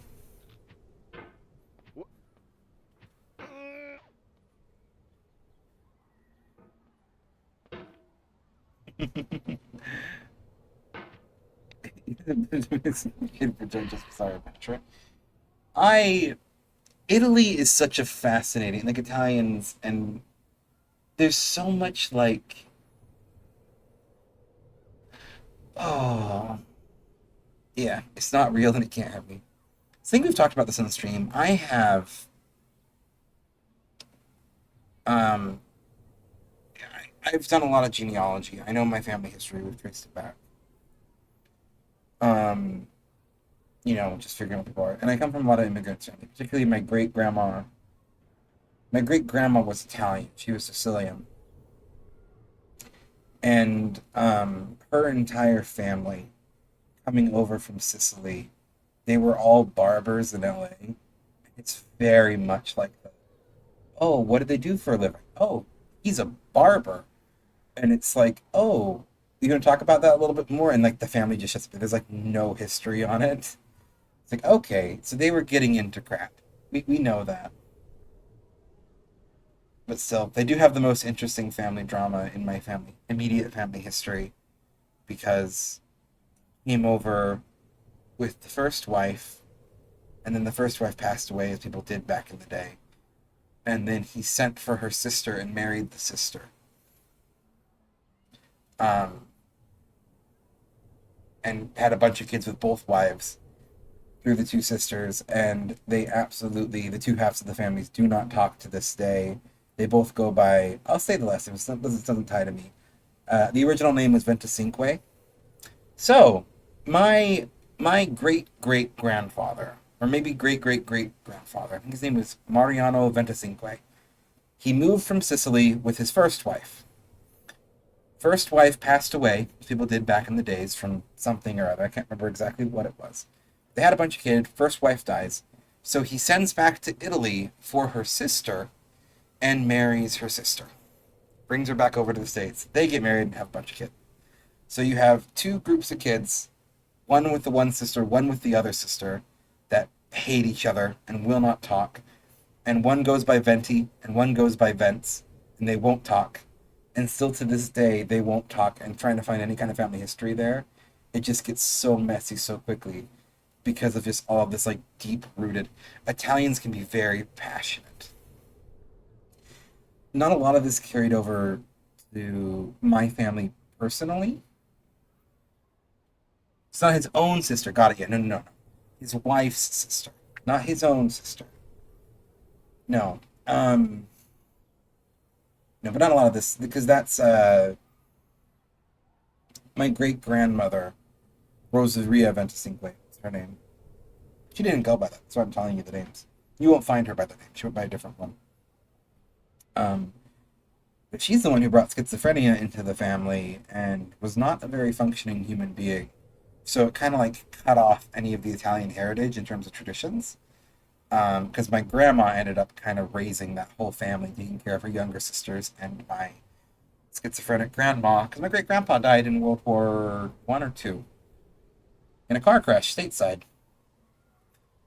So yeah, my grandma is like the source of all of our family generational trauma, but she is an absolute iconic woman, and I love her so dearly. And if I could ever get her on a stream, I would because it'd be an absolute treat. Um, she's wild sometimes, and I love her so much. But Sorrow is my own yard, woo! where the new grass Oh flames as it wow, has flamed often before, we found a but hole. not with the cold fire that closes round me this year. William Carlos Williams. Anyway, no, I absolutely love it because we had my grandma. I'm gonna talk a little bit more about these guys because I love these people so much. Um, of an RMA process, maybe. My grandma my grandma was married twice. First husband was, we don't talk about him, he was terrible. But my grandpa, my mom's dad, was a Polish immigrant, very much like New York Pole, but is about as cultural as you could get for that. And he married my grandma, who was Italian but not necessarily raised so. And they moved to California. And for whatever reason, like, they didn't pick up Polish and Italian recipes. They decided to, of all things, embrace Hispanic LA culture and California culture. So they got really good at making tacos and they got really good at making salsa. And I will absolutely die on the hill that my Polish grandpa's salsa was one of the best, spiciest salsas I have ever had. And I'm someone who likes heat. I like spicy food. But he was insane. That man loved his spicy food and he liked it. And he has a certain way he wanted it cooked. And my grandma's like, you hear about like white people taco night? I think Try Guys created a song about it.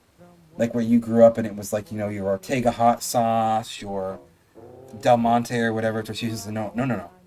For me, taco night was my grandma's like homemade tortillas, homemade ground meat. Like it was proper Californian style Mexican food. And that's what I grew up with. And I just love it because it was like very much my Italian grandma and my Polish grandfather that were making all. That's they picked it up from California, and that's what they made.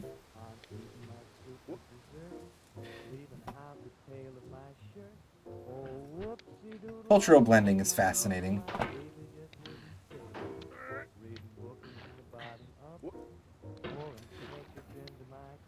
I always remember growing up, whenever it was, usually it would be, I forget what time of year it was, but it was the same time every year because it was when the harvest was done. And all of my grandpa's tomato and pepper plants were finally ready to harvest. He didn't have like fields, but he had just a bunch of plants he grew out in the backyard for to make his salsa. He had to grow all of the ingredients himself. When everything was ready, it was like 2 or 3 days of just canning and making salsa, and the whole house would smell like heat, and everyone's like walking around with like elbow high rubber gloves on while they make the salsa, because if you didn't wear the rubber gloves, it would get on your hands and you would burn everything when you couldn't wash the capsaicin off because my grandpa was insane. Um, I remember when we finally went through the last jar of salsa after he passed, because that stuff also was good for years. But yeah,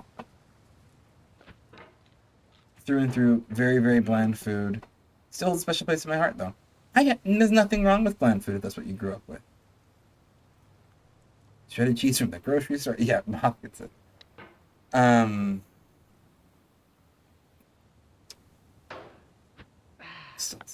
yeah. So it's like because we were talking about my grandma, my grandpa, my nana and granddad as I call them. They were from Herefordshire, England, countryside English. Very meat, potatoes, and cheese. That was theirs too.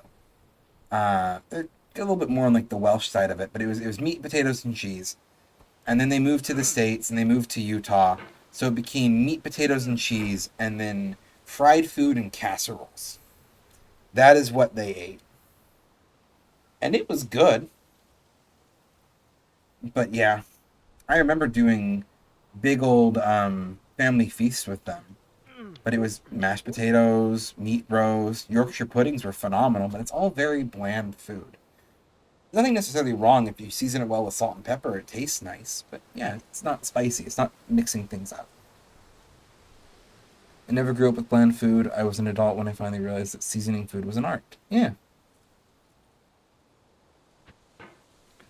I think, and I'm going to say this because I know English food gets a lot of flack. The thing is, traditional English food is bland and it's meant to be. That's what you had in the countryside. You had meat, if you could afford it, you had potatoes, you had flour. The Yorkshire pudding, which is one of my favorite things to eat, is eggs, flour, and salt. And you cook it into a pot pastry. It's delicious, the texture is wonderful. You dip it in a really good gravy, but it's very bland because that's what they had there if you were a peasant. It's peasant food.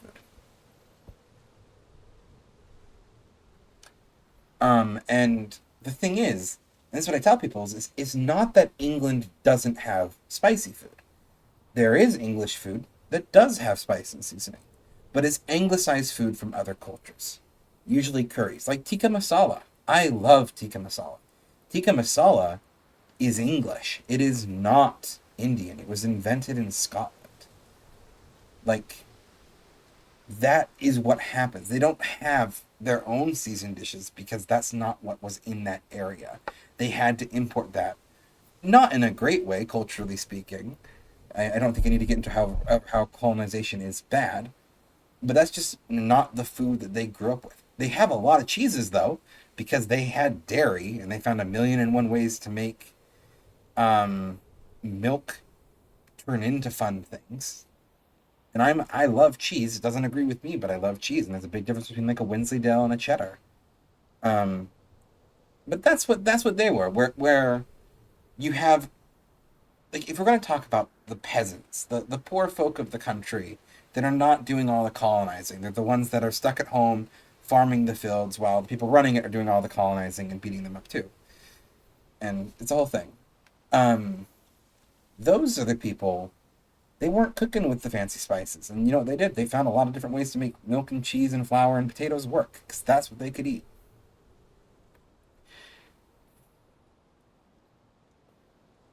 But yeah, there's a reason why like Rome goes nuts for pepper when they find it. It's because they just I don't think there's a lot of native indigenous plants and agriculture in Europe that were seasoned and flavorful. So lots of meat, lots of fish. That's what they did.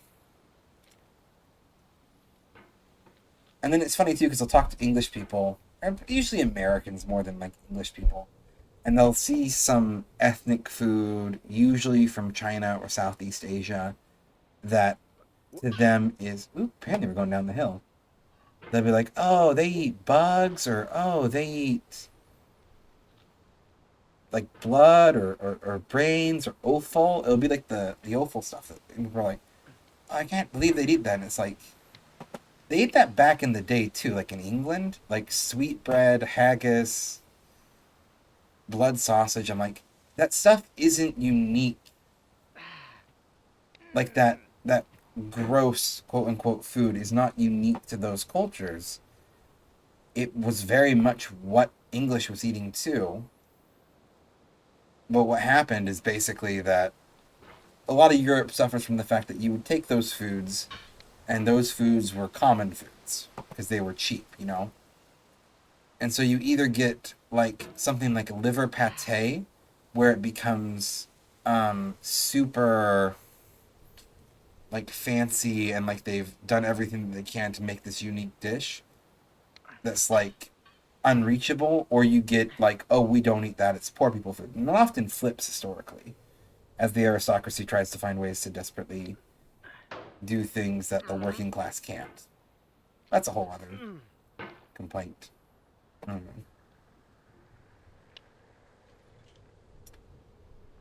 Nothing wrong with bland food. That's what this whole thing is. And absolutely thank you, Scottish people. I will also say, as someone who can't eat a lot of foods, this make me sick, and this one is definitely on that list, Scotch eggs. I love Scotch eggs, and I will absolutely thank Scotland for that. I don't know who thought, let's take a hard-boiled egg, wrap it in sausage, bread, and deep fry that sucker. It's delicious. Is it a little bit bland? Yeah, but you can season it really well with salt and pepper. And I mean, like good seasoned sausage wrapped around a hard-boiled egg that's been deep fried.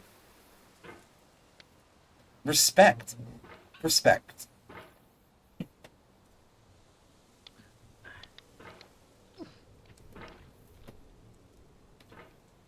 Or things like Welsh cakes. I love me Welsh cakes. It's not Scottish, it's Welsh. Pick all you mind. It's the Welsh form. It's just a delicious little griddle cake. Usually has currants in it. Divine. Let me share my recipe. Of all sad words of tongue or pen, the saddest Ooh. are these. It might How have the mighty have fallen. John Greenleaf Whittier. What time is it? I don't know how long I'll be streaming tonight. It's my first time streaming. Just give me 1 second though. I'm trying to. These are new headphones, and I think my the rubber I got on them's size too big. I thought I had the rest of it on this desk. I'm not seeing it, and I might have to ask my wife, who is currently asleep. I'll have to ask her in the morning. I'm just checking. I don't know if you can see them. These were her big birthday gift for me. They're JLab. I was gonna focus. Little Bluetooth AirPod-y things, which is fantastic because my new phone doesn't have an auxiliary port. Because people have started doing that for who knows what reason.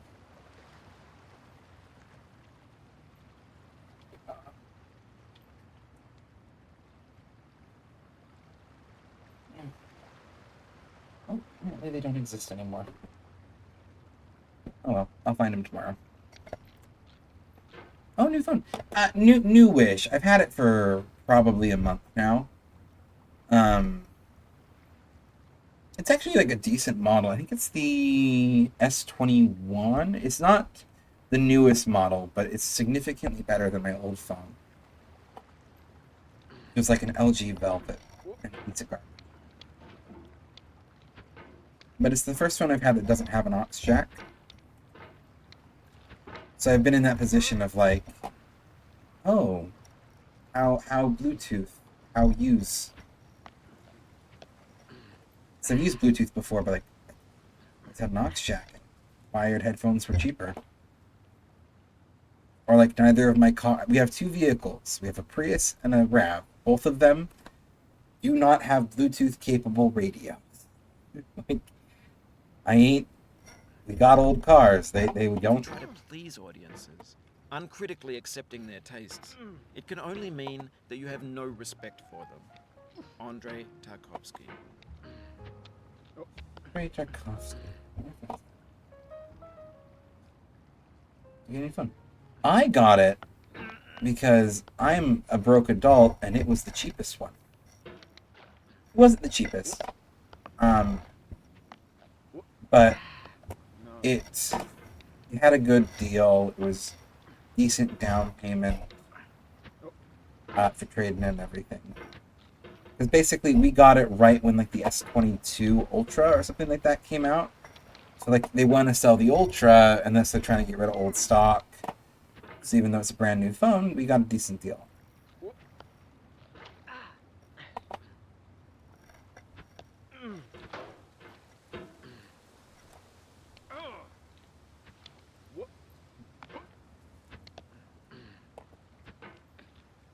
We also got like a little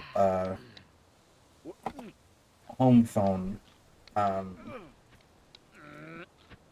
our daughters. I have two daughters. Fairly young. They're, I want to say their age. I know I've mentioned it before. I'll say their ages.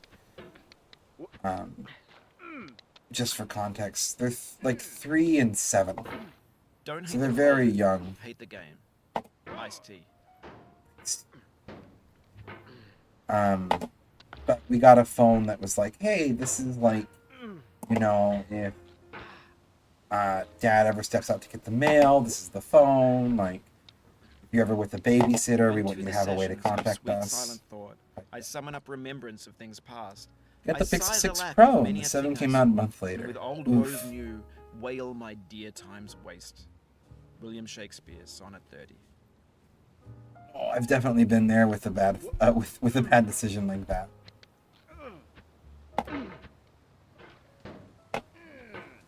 It's always like the worst when it's like just like I worked tech support for a while, and we would always have it whenever we released a new product. It was for a security company. They also did home automation. So we'd get a customer that was like installed like a month ago, and then lo and behold, like right after they've spent like $3,000 on home security equipment, they'll find out, oh hey, here's a new camera. We're releasing a new camera model. Congratulations.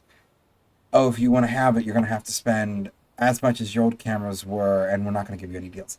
And it was like always the worst phone calls because it's like, yeah, sorry, it's a shady sales company, and nothing I can do for you. They very well knew that those cameras were coming out, and they still sold you the.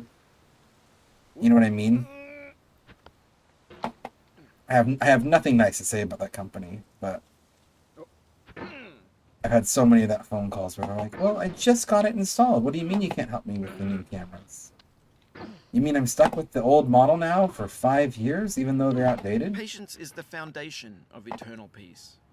Make anger your enemy.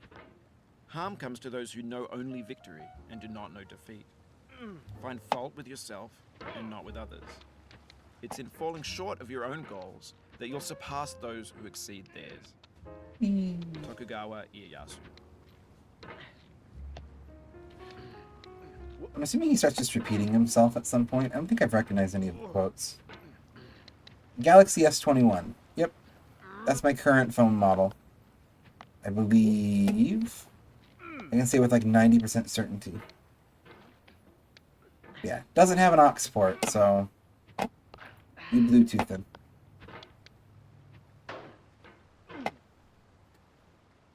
The job gave me a pinched nerve in my back, but the job. Oh! That job, yeah. The place that shall not be named. Good lunches. I got 2 different people jobs at that place. She smiled in defeat. And regret Unconquerable it for both of them to this day. Atticus.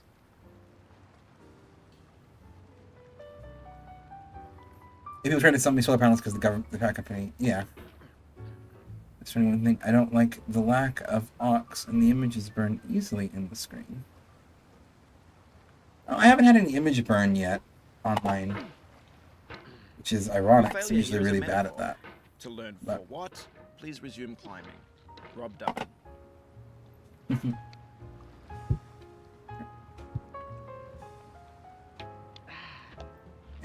That's the hard thing, though. It's like I don't like that it has the lack of an aux as well, but that's kind of like the industry standard, right? And like on the one hand, I get it. Like I love VHSs. I love how floppy disks went into a drive, and eventually, that's just not going to be the most realistic technology to do the job. I understand that, but at the same time, I don't feel like aux jacks were. I don't. Like. So, I got Tears of the Kingdom for my birthday. It was like my one big gift that I got by putting money together from a couple different people who had given me some money. And I bought a physical copy of Tears of the Kingdom because I like having a physical copy of a game. But just, that's the thing. If we get a new Switch 2.0 down the road, I wouldn't be surprised if it's only digital. Physical media is kind of going the way of the dino. But I don't like losing that option. I don't know. No flagship phones have aux anymore. Not sure on the minor brands. I'm sure there's a minor brand that does. I always say solar panels sells after. Yeah.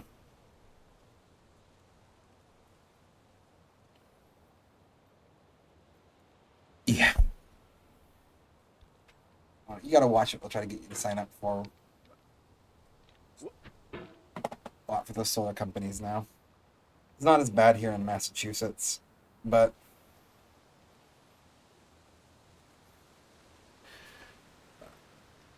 that's the thing too. And this is, we're gonna. I try not to get political on my stream. We're going to get a little political here. This is the innate flaw of capitalism. No flagship phone has an aux port. And so you might say, well, you can go to a minor brand and you can find a minor brand. That's not how it works. Because everyone says capitalism breeds ingenuity, it breeds new inventions. So in theory, you would have 1,000,001 different phone options. But that's not true. That's not how capitalism works. Because capitalism doesn't breed ingenuity and originality. It breeds copycatting and repetition, which means that inevitably no phone's going to have an aux jack because they're all trying to rebuild the same phone over and over and over again and sell it to you like it's unique. But making a unique thing is not profitable in a capitalist society because it's too much risk. They're not there for risk and reward, they're there for profit. And so they're going to do the safest thing that they can to make profit because they don't want to risk losing any funds. They're not going to take any risks. They're not going to try to be innovative. They're just going to copy that one company that dared to take a small amount of innovation to see what they can get away with, and everyone's going to copy it. And it's like the innate flaw of capitalism that everyone's like, oh, it makes everyone so creative. And I'm like, it kills creativity. It's the opposite of that. If it boasted creativity after these past 100 to 200 years that we've been using this system, there would be so much diversity in the marketplace. But that's not what happens.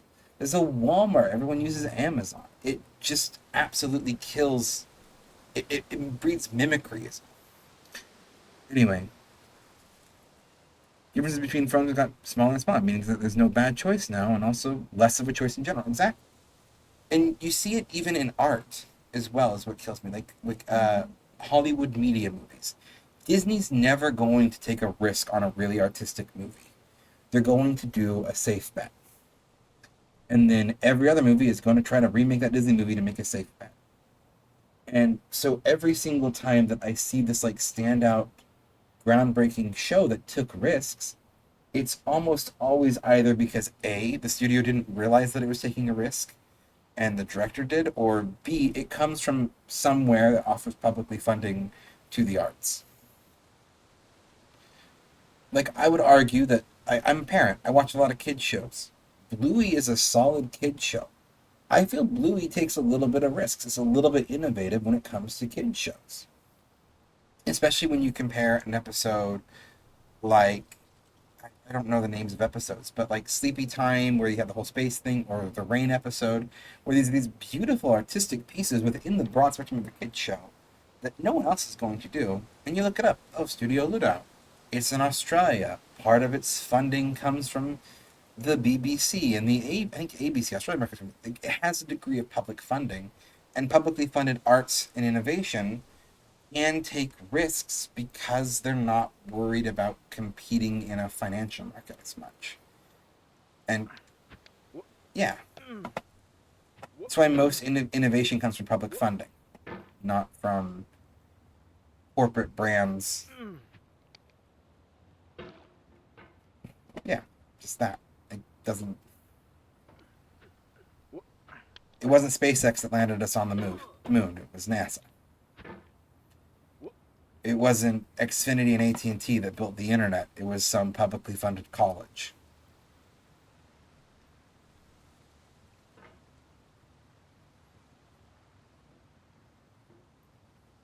Anyway, and political little anti-capitalist rant there.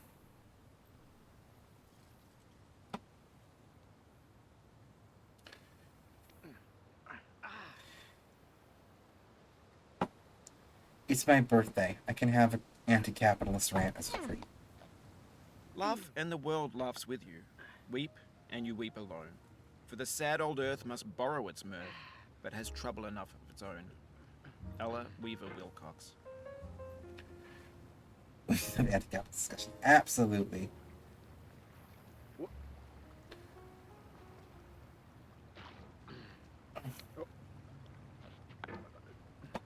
I can't remember who. In short, capitalism is pee pee poo poo. Absolutely. Perfectly summed up, Moth. Can't remember who I was talking to. And it was someone older. And like an old friend or a family member. And they basically had made the comment of like, I don't understand why so many millennials and Gen Z, or I don't understand why they hate capitalism so much. And I'm like, because, well, frankly, it hasn't done anything for our generations.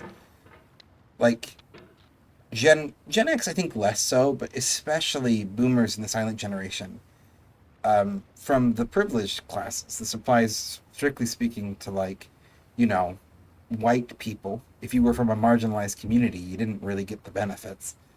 But when you're talking about those kind of groups of the non-marginalized people, they absolutely benefited from it because it exploited everyone else. So they sat there, and it was great for them. We don't have that. We've gotten all of the downsides because it's, you know, the Ouroboros that slowly consumes itself. It eventually runs out of things to consume, and because our generation is more media literate and more has more access to the broad worldview, um, we're aware of this. And so, like, I was talking to him, I was like, I don't get. It's like the thing is, like, I'm 27. I'm trying to work my way through college that's ridiculously expensive. I have 2 kids. My wife has a master's degree. I don't think I'll ever own a home. I want to. I hope to. I would love to have a place that I'm not paying out the nose for rent. But that's not a guarantee anymore. It's not. I'm not the Gen Xer in the 1950s with a stay at home housewife who goes to the office and makes bank and comes home to my 2 kids, one boy, one girl, and the boy plays sports and the girl's a princess, and I can complain about her and her teenage antics. Like, that doesn't exist anymore. I would argue never really existed to begin with, but they believe that it did. It's like, that's not the world that any of us are looking up to. Because the rich have gotten richer, the poor have gotten poorer. It's like, yeah.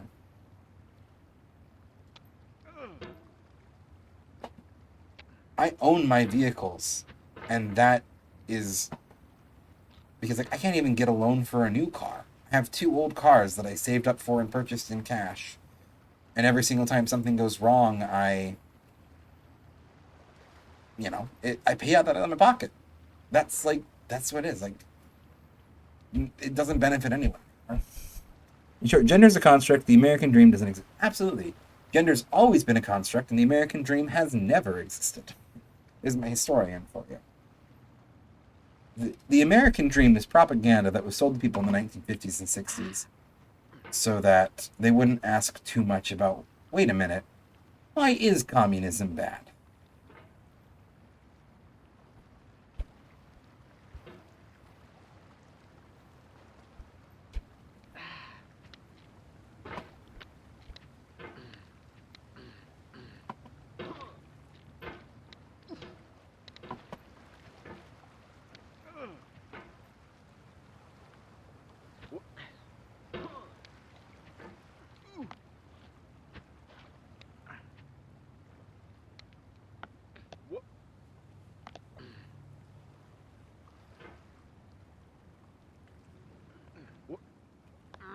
I think that's the hardest thing. And this isn't a secret on the channel.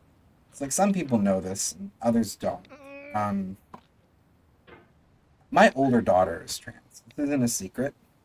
My older daughter is trans. She's proud about it, absolutely, as she should be proud about it, about who she is and living her authentic self. And we absolutely support that. And I am doing everything in my power to keep her safe. And I'm really glad I live in Massachusetts and not elsewhere in America right now for obvious reasons. But, like,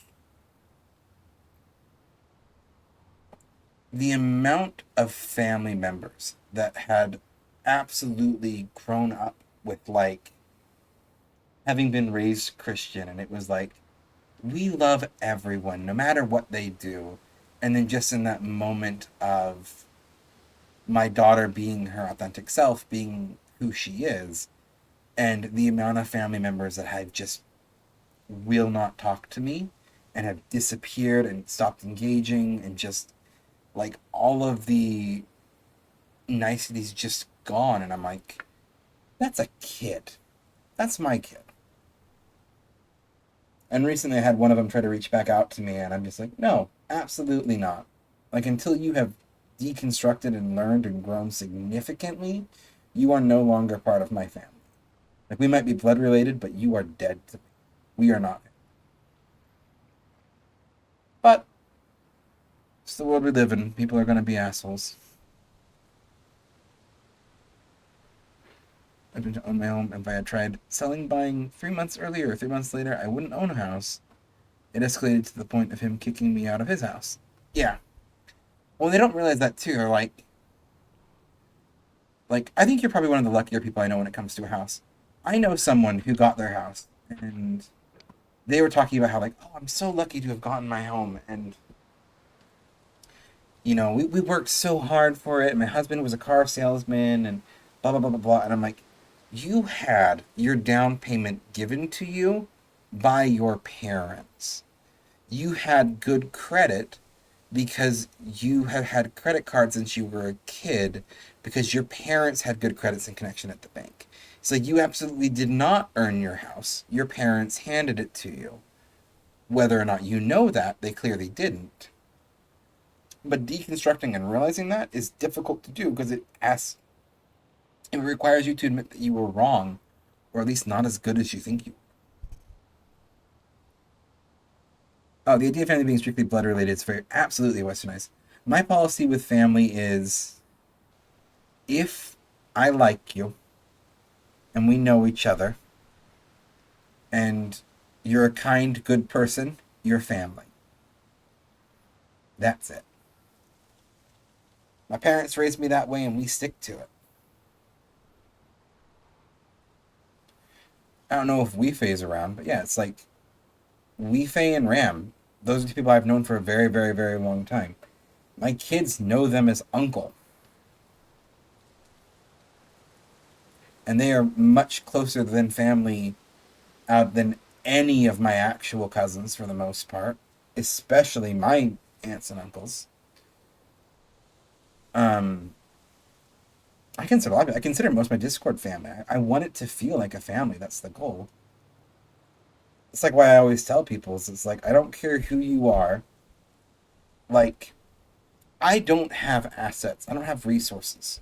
Like, I don't have a lot. But like, if any one of you showed up to my doorstep and said, hey, I don't know what to do, I don't have a place to live, you could absolutely, I would find a place for you to crash on a couch. You know what I mean? And like, I've come up to this, like, because it's like, family is who you choose to be your family. You kind of gotta make one yourself. Like, it's nice that blood relations exist, and you would hope that they would be that family, but they just aren't. A lot of times. So you gotta make it yourself. Yeah.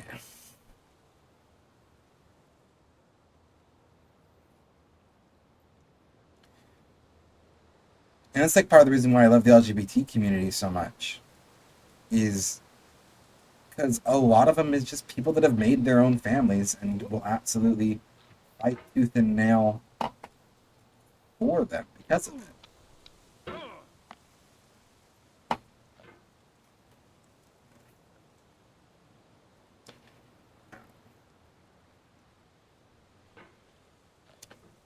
I don't know. I remember I was in a Facebook group, and when a lot of the anti-trans legislation started to happen, I remember being like, I gotta like let people know that like I live in a 2 bedroom apartment. I ain't got room, but I'm like, I can fit someone on the couch, right? You need to get out and try to find your footing. So that there are so many groups on Facebook where it's like, I'm like, hey, like, you need a couch, you need to get away. I can't help you get to me, but if you can get to me, I can at least give you shelter. like a lot of people I knew at the time. No one took me up on it. And that was mostly just because of the outpouring of people I saw that were offering similar, just with a little bit better amenities than, a janky old couch in a 2-bed apartment. So I don't know. There's a lot of good people out there. I guess what this comes down to. Like, yeah, the world sucks, capitalism's terrible, people can be awful. There's also a lot of good people out there. And I'd argue they well outnumber the bad. Look for the helpers, as Mr. Rogers said. It's easy to see all the negatives, but there's a lot of people who do care.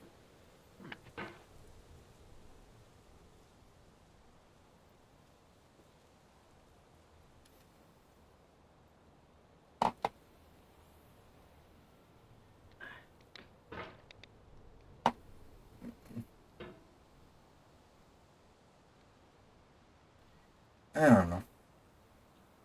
We went on. It's getting later. The later it gets, the more likely I am to ramble. Okay. Breathe. Inner peace. Chest down.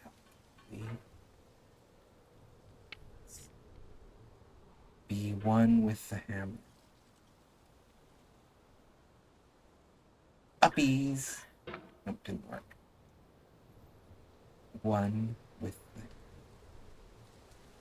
the uppies. Oop. Nope, still didn't work.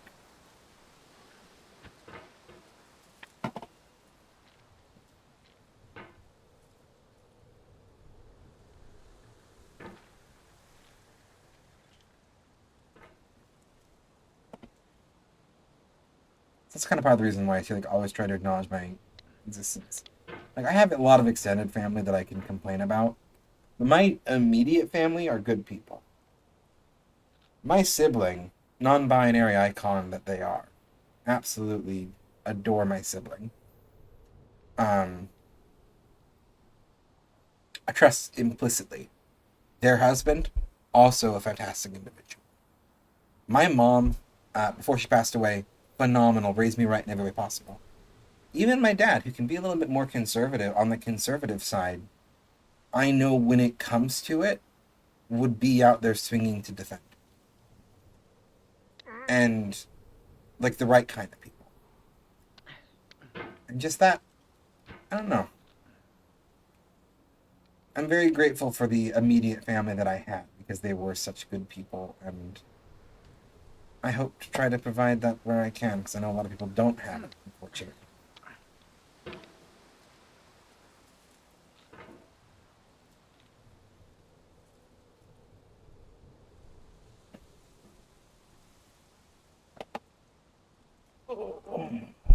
Okay. Puppies. Whoop.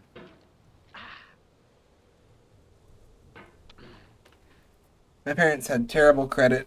My down payment on my condo came from a car wreck, but it was only $5,000, and I could have had it if I didn't pay for my wedding. The only way my parents helped is my mother is so effing cynical that I was able to recognize the cynicism in my first loan officer.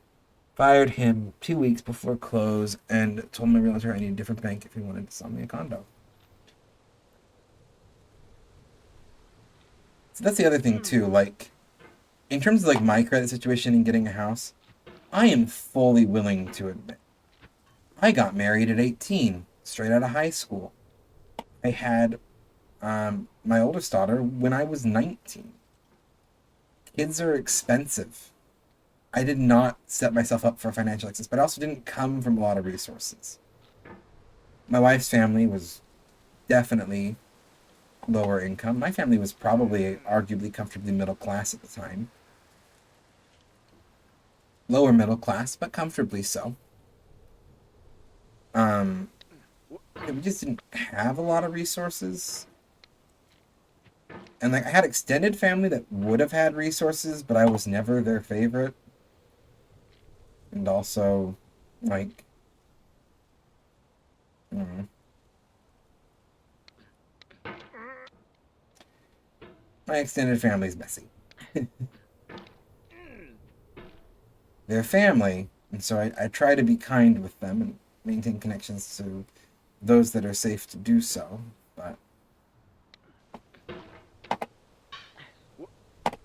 My granddad's a landlord for a living. I have opinions on that career choice.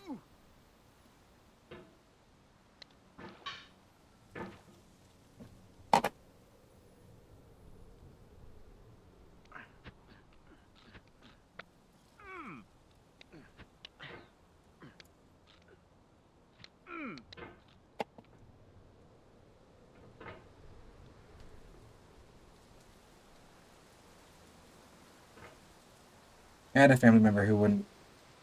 Yeah, he's a leech for a living. Yeah. I had a family member who they said something very negative about, I'm going to say, adult work. And my response was, at least they're doing something productive, unlike being a landlord. And they wouldn't talk to me for a blissfully amount of time. Wish it was longer, but they're like, Granddad's a landlord. And I said, I know. I disapprove of his career field. I'd have more respect for him if he was a thief or a bank robber. They steal less from society.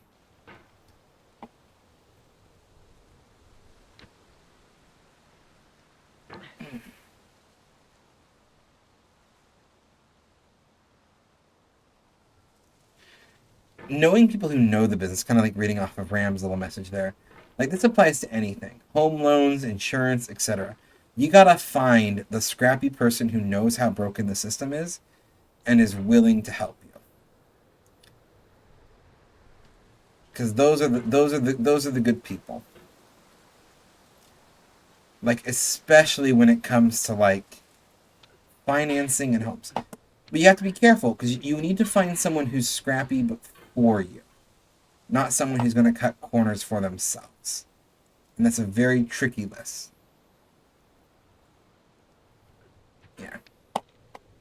Absolutely. Like, the thing is, I'm actually a very big proponent of trust.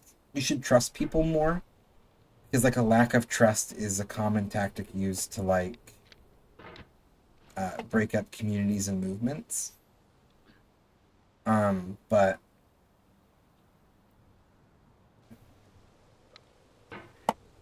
yeah. It's always good policy to ask what someone benefits from.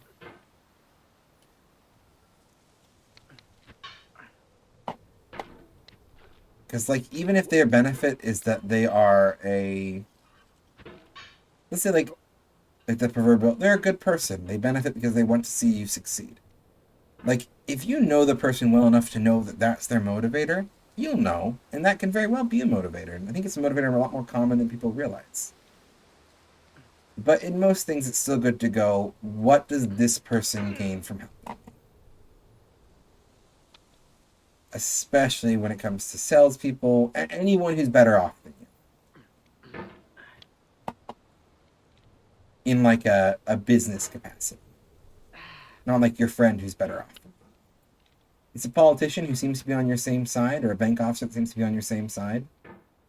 Why? Ask why. Doesn't mean you can't trust them or use the help. It just means you need to know why. Because it can also be for selfish reasons. I think that's something that a lot of people don't realize. Like, you could have a banker or an insurance person, taking a little bit of a second stretch because my arm's hurting, who absolutely is greedy but has realized, if I help my clients out, they'll come back to me and I make more money that way. You can have people do good for the wrong reasons. It's just important to know what their reasoning is.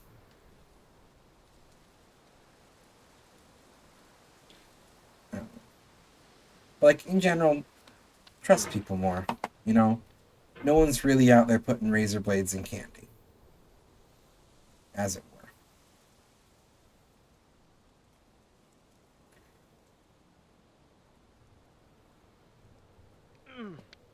No one's sticking Adderall in the M&Ms or whatever Halloween scare it is.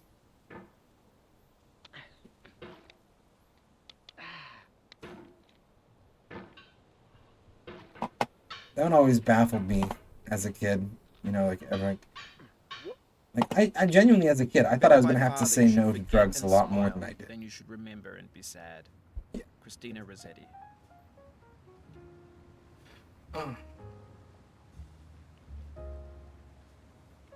I might wrap it up here for the night. It's definitely a game that I'll come back to. I've been going for about 2.5 hours. Ooh, a little longer than that. I'm starting to feel it. Ba-ba-dum.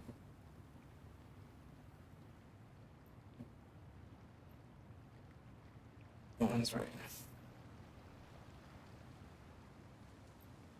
It's quite absolutely. Like I'm full transparency here.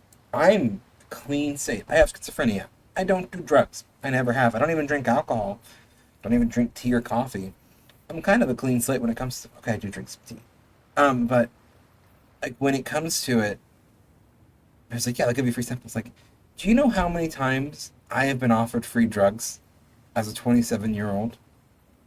Twice. Both times as an adult, and both times it was not in a situation where it was like, hey kid, you want some candy? Both times it was someone that I was a friend with and we were socializing and we knew each other well, and they like offered me a hit of the joint type deal. Like they were going to and they said, hey yeah, you want to come? Like, and it's like the equivalent of offering to buy your friends drinks at the bar.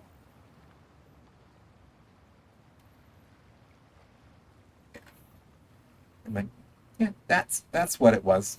It's like the only two times it's happened. And you know what happened? Both times I said, oh, no, not my thing. And you know what their response was? Oh, yeah, totally cool. You do you. Yeah. No one tried to force me. I told them I wasn't interested. And yeah, that was it. Said, thank you for offering.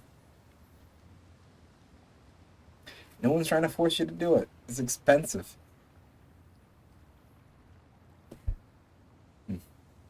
I should also say, because I mentioned that I'm clean, I am very much a harm reductionist. It wasn't clear from my anti-capitalist rant. I think people are going to do what they're going to do, and we should provide the safest way possible for them to do that. I'm not saying that everyone should be out here, having crazy times, but except it's not quite the same. Yeah, man, I know there was no one like offering me drugs to get me hooked and then try to sell me on the hard stuff. See, that's an entirely different situation. That is called, that person is probably not your friend and probably should not be left around people.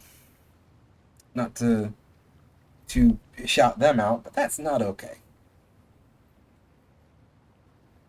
That's very much in the question their motives of why they want to give it to you situation.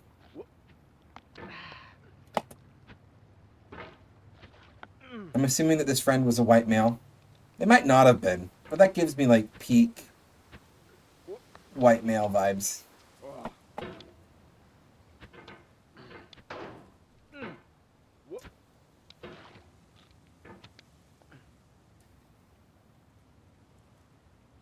Yeah, I am not surprised.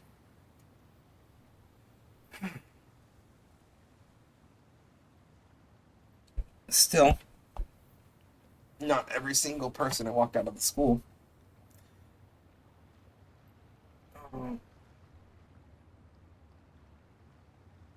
no, not mine. Proof that anyone can be an a-hole. Yes, I was thinking, I don't know, we can get any stuff, man. Every 5 minutes. Absolutely.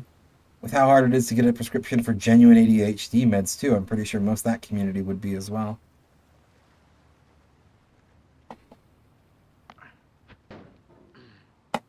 Uh-oh.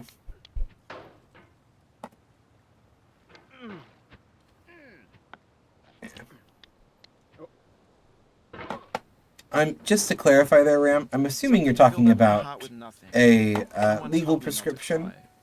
This would be a very good reminder to mention that Twitch does monitor things, and it's very important to make sure that you're talking about legal prescriptions.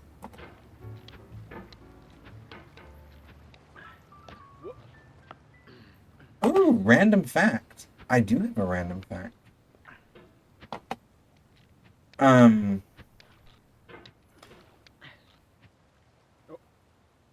Because I can also test that prescription ADHD med is hell of expensive.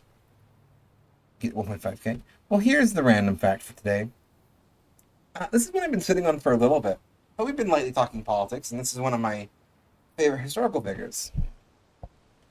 From Costco, yeah. Definitely prescription. So, who here has heard of Cassius Clay?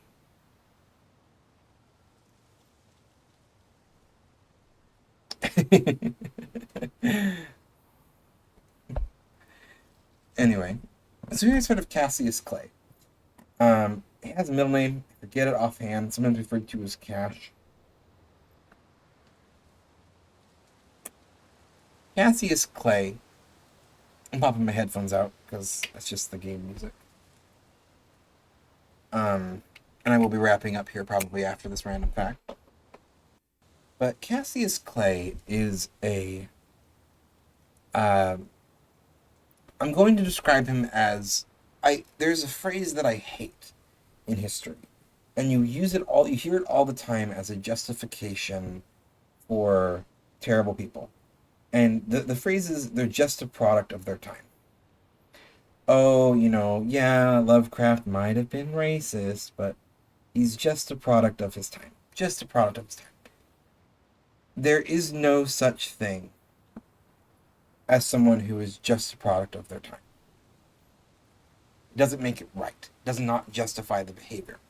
And Cassius Clay is part of the reason why I'm vehement by this. Because basically, for every single racist, slavering colonizer, there's almost always someone else who's fighting against it. And this is where he comes into the picture.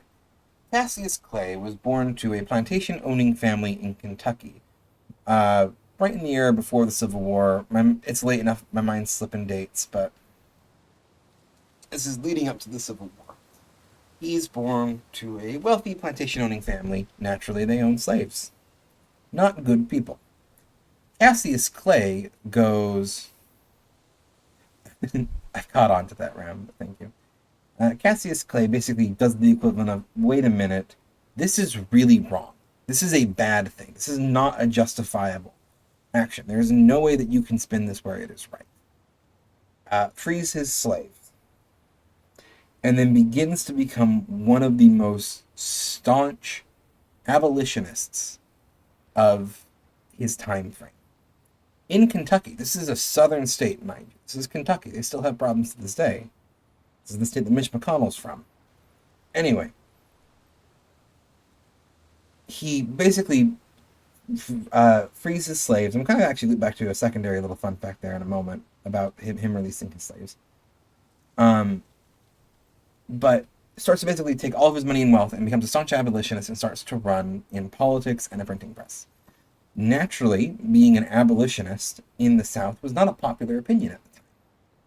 But he knew it was wrong and fought for it. And there's so many incidents with this person. So I'm just going to get a couple little highlights from this man's life. First off, there was a time that he had a printing press, and because the printing press was so much under threat from other people, he built 2 cannons inside his printing press to keep it secure so that he could continue to print abolitionist pamphlets and resources during this time. 2 genuine cannons were built inside his printing press store. When it did eventually get destroyed, because he was in Kentucky after all, kind of fighting a losing battle here, he stayed in Kentucky but set up another printing press out of state where he knew it would be safe and continued to smuggle in abolitionist resources. When he was involved in local politics during one of his political speeches, I believe, he was attacked and shot in the chest in the middle of his speech, and then proceeded to, with just his Bowie knife, take down the assailant. And for sake of not being too graphic on stream, he did take off an ear and an eye and a nose. He went after this guy. I won't get into too much details other than that, but yeah, the guy lived, but he got shot in the chest, took the guy down with a Bowie knife, and continued to fight. Then, in a separate incident, 6 different assassins that were brothers came after him with yet again a Bowie knife, the man fought them all off and managed to kill one of them. These would-be assassins. This is a powerhouse of someone who was born into wealth and privilege as a slave owner and just vehemently started to fight against it in every way possible. He becomes intrinsic into Abraham Lincoln's election. And Abraham Lincoln's elected, starts to work for him. He becomes an ambassador to Russia.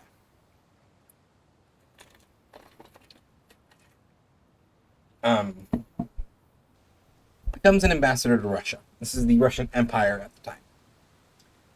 And manages to negotiate with the Russian Empire into supporting the Union during the Civil War. Hello, Snail Pug. Welcome to the stream. I'm just redoing a random fact. We're probably wrapping up for the night. So you kind of jumped in there a little bit late. But I'm just sharing a random fact about Cassius Clay, one of my favorite historical figures. Anyway, so Cassius Clay. Sorry you kind of caught the stream late. We will be coming back to Bennet Foddy another time. But just figured I'd give you a heads up there. I always appreciate to see a new face. Anyway, Cassius Clay goes to Russia as an ambassador and more or less manages to convince Russia that they need to support the Union.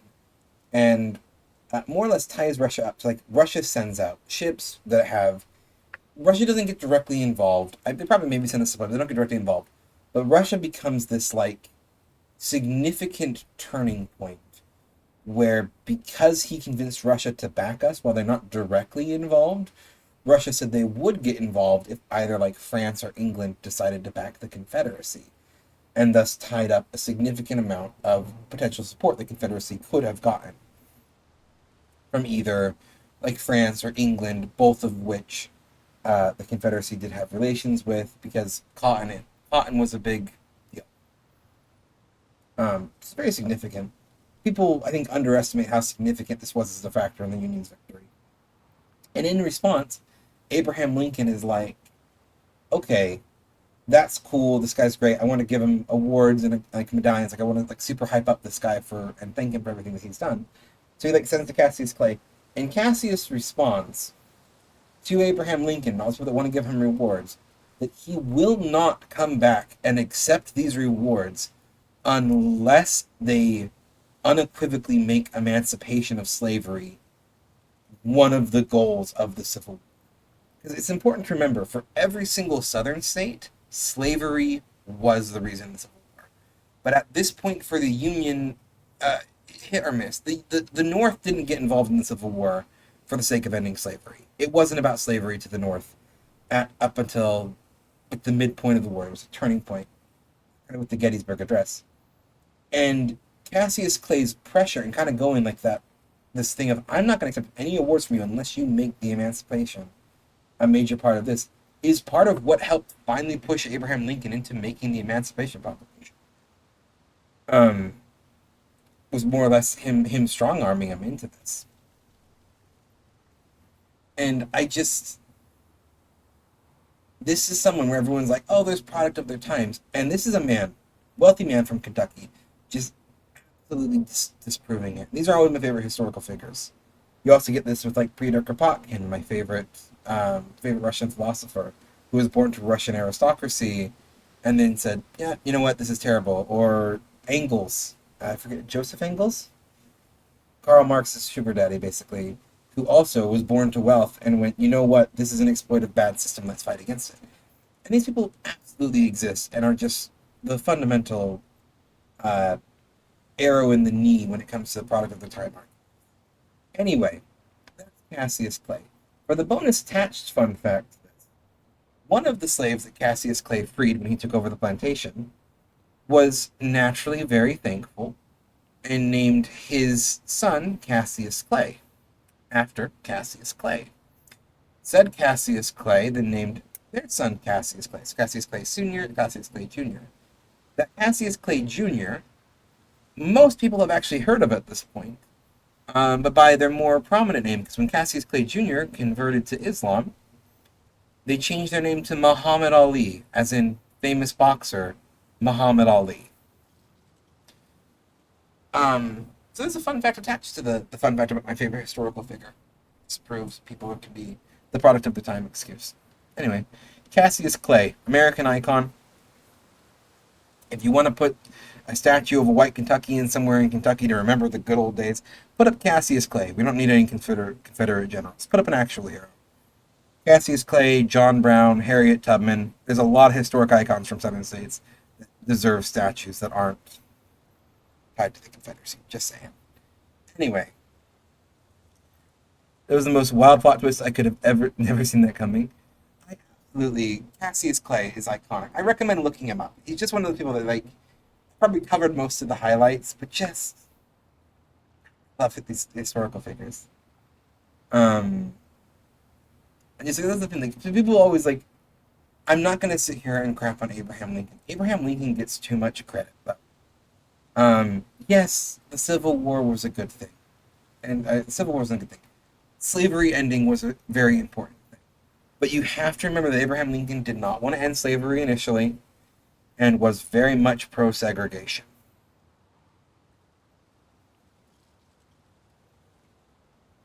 And that's not to like sit there and like denounce Abraham Lincoln because maybe he would have come around because he was assassinated. We don't know what post-Civil War America is like with Abraham Lincoln, but we do know he wasn't a staunch abolitionist and didn't view equality. He thought African Americans were less than him. He was a supremacist, I think. And that's kind of where it's like you need to acknowledge people, and people like Cassius Clay were much more the driving force in him, in the good that happened. Yeah, absolutely. He's a historical white figure. He's done problematic stuff. It doesn't mean that the Emancipation Proclamation was a bad thing, but it means like you're gonna put him on a pedestal and idolize him. No, it's the whole thing we talked about. Criticize the things that you love. You think he was a cool historical figure? You really need to critique the bad stuff that he did too. And acknowledge where people might have pushed him to more of a good path. This particularly applies like to the LGBT community because I see this a lot with Abraham Lincoln because there's a really good chance that Abraham Lincoln was bi, if not gay. If you read some of his notes, I'm not a big fan of like grabbing a historical figure and going, "Wow, they were gay," because we were really not going to know without asking them. But there's a lot of comments about Abraham Lincoln and sharing beds and complimenting bodyguards' pants and everything. They're just a little bit, maybe they were more than roommates kind of situations. Anyway, we'll never really know, but it's there. And I'll notice that because of that, there's so many people who are like, I'm going to pedestal this person and treat them like they absolutely did nothing wrong. And it's like, yeah, they did a lot of good actions because of them. Like the Union needed to win the Civil War. Slavery was bad. The Emancipation Proclamation needed to happen. But that doesn't excuse the more problematic aspects. Both can be true at the same time. That's what this gets to. The world requires nuance. For a controversial modern take, for example, you can absolutely... do I want to go this do I want to go into this heated water? I'm going to go into this heated water because I've started this one and it's late enough. Then a bunch of men. We've learned we put a bunch of men in one place. Well, we've learned we put a bunch of men in one place and say if you leave, you'll get shot. They get bored. Pretty much. Yeah, I'm going to wade into this though. I think a great example of nuance is lacking. This is specifically a call out in like leftist politics and circles. Is Israel? And I'm bringing up the big one, the Palestinian conflict.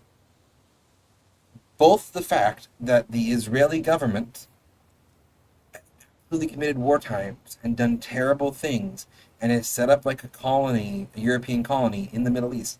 That is true, but it is also true that Jewish people have been living in diaspora for hundreds of years because they were forced out of their homeland, and that their homeland is that area.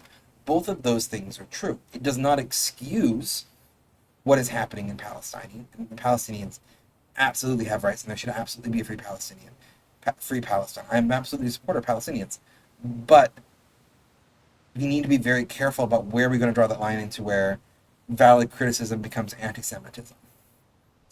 Or valid criticism crosses the line into just excusing worse things happen to different. There's a lot of nuance with history, and it's incredibly important. And it's okay not to know the best answer and go, I don't know how to fix this problem, but let's take the next best steps that we can. Because I don't know how to fix the Palestinian conflict. No one really does. There's a lot that's going on there, so let's do the little things that we can to make that better. Anyway. I'm feeling spicy tonight. I better wrap it up before we end up getting really down the rabbit hole of politics. I probably shouldn't talk about. Cause I do try to keep things light on here. I do try not to talk politics, but I pretty much end up talking politics every single stream, to some extent, because I'm a very opinionated person who studies history. History has opinions. Anyway, but in the meantime, this is where we're wrapping it up for now. We definitely didn't beat the game. I didn't think we would tonight. We will be coming back to it. Periodically, I don't quite know when.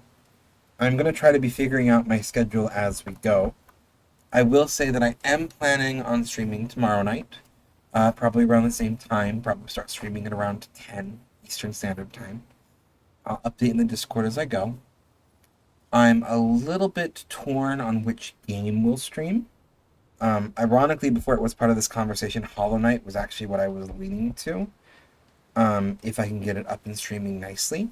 So I'll confirm it in the yeah, I enjoyed I've enjoyed having you here, Jamarcus. I'll confirm it in the Discord when I've kind of finally settled on it and I've had a chance to see if I can get Hollow Knight all up and running nicely. But that was my original plan. If Hollow Knight doesn't work out, it will probably be I'll either fall back on like Dark Souls because I like Dark Souls and want to kind of jump back into that, or some kind of dwarf romantic dinkum townscape, maybe even Civ kind of chill game. But Hollow Knight was my original plan. This is unrelated to today's conversation. That's why I was laughing when you brought it up earlier. But we'll see how that goes. I'll see if I can get it up and running nicely, and I will update that in the Discord. In the meantime, yeah, I think we should do a raid. Anyone got any channel recommendations?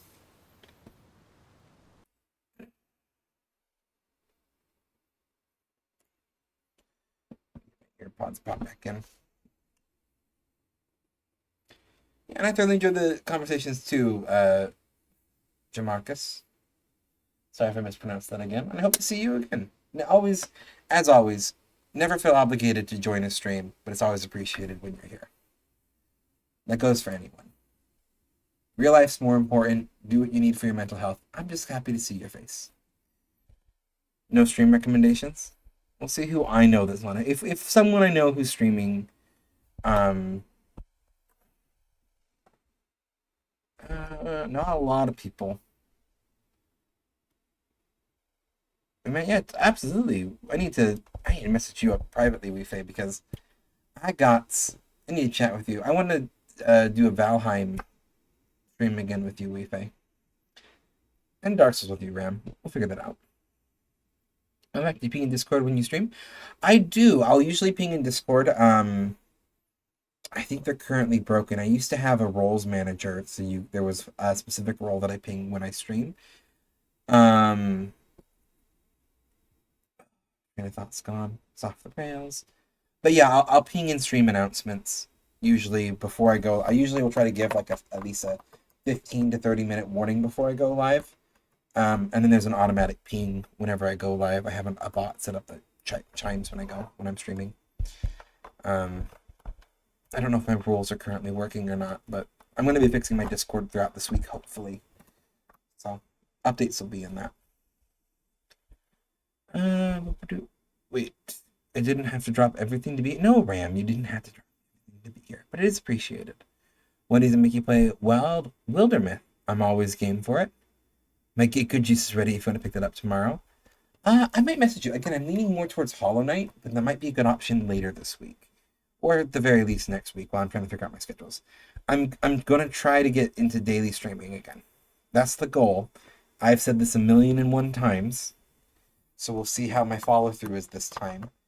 But I've actually had a lot of things stabilize out in my life right now, and it's unlikely that anything will get derailed again. Even though I have said that before, though, so we'll have to see. My life is chaos and change, and we just roll with it. Yeah, I'm not seeing anyone that I follow that's like, I'm going to use the phrase within my weight class to raid. So we might not raid anyone.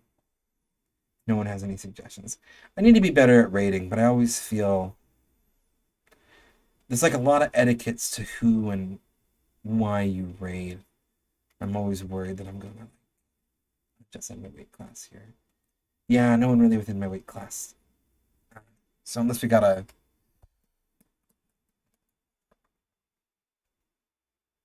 I got no one in my weight class right now. I will just thank everyone then, and we'll wrap up the raid here. I do appreciate you. Whoever can, I'll see you tomorrow, and if not, again, you'll see you around in the Discord. I'm hoping to be a little bit more active in there. I do appreciate all of you joining me today. I hope you had a good time. I definitely did, and I'll see you when I see you. Hopefully things go well, and hopefully things go well for you, and hope all of y'all have a good night. Get what you need to done, and have a good day tomorrow. Bye. Still terrible at ending these, but we'll figure it out eventually.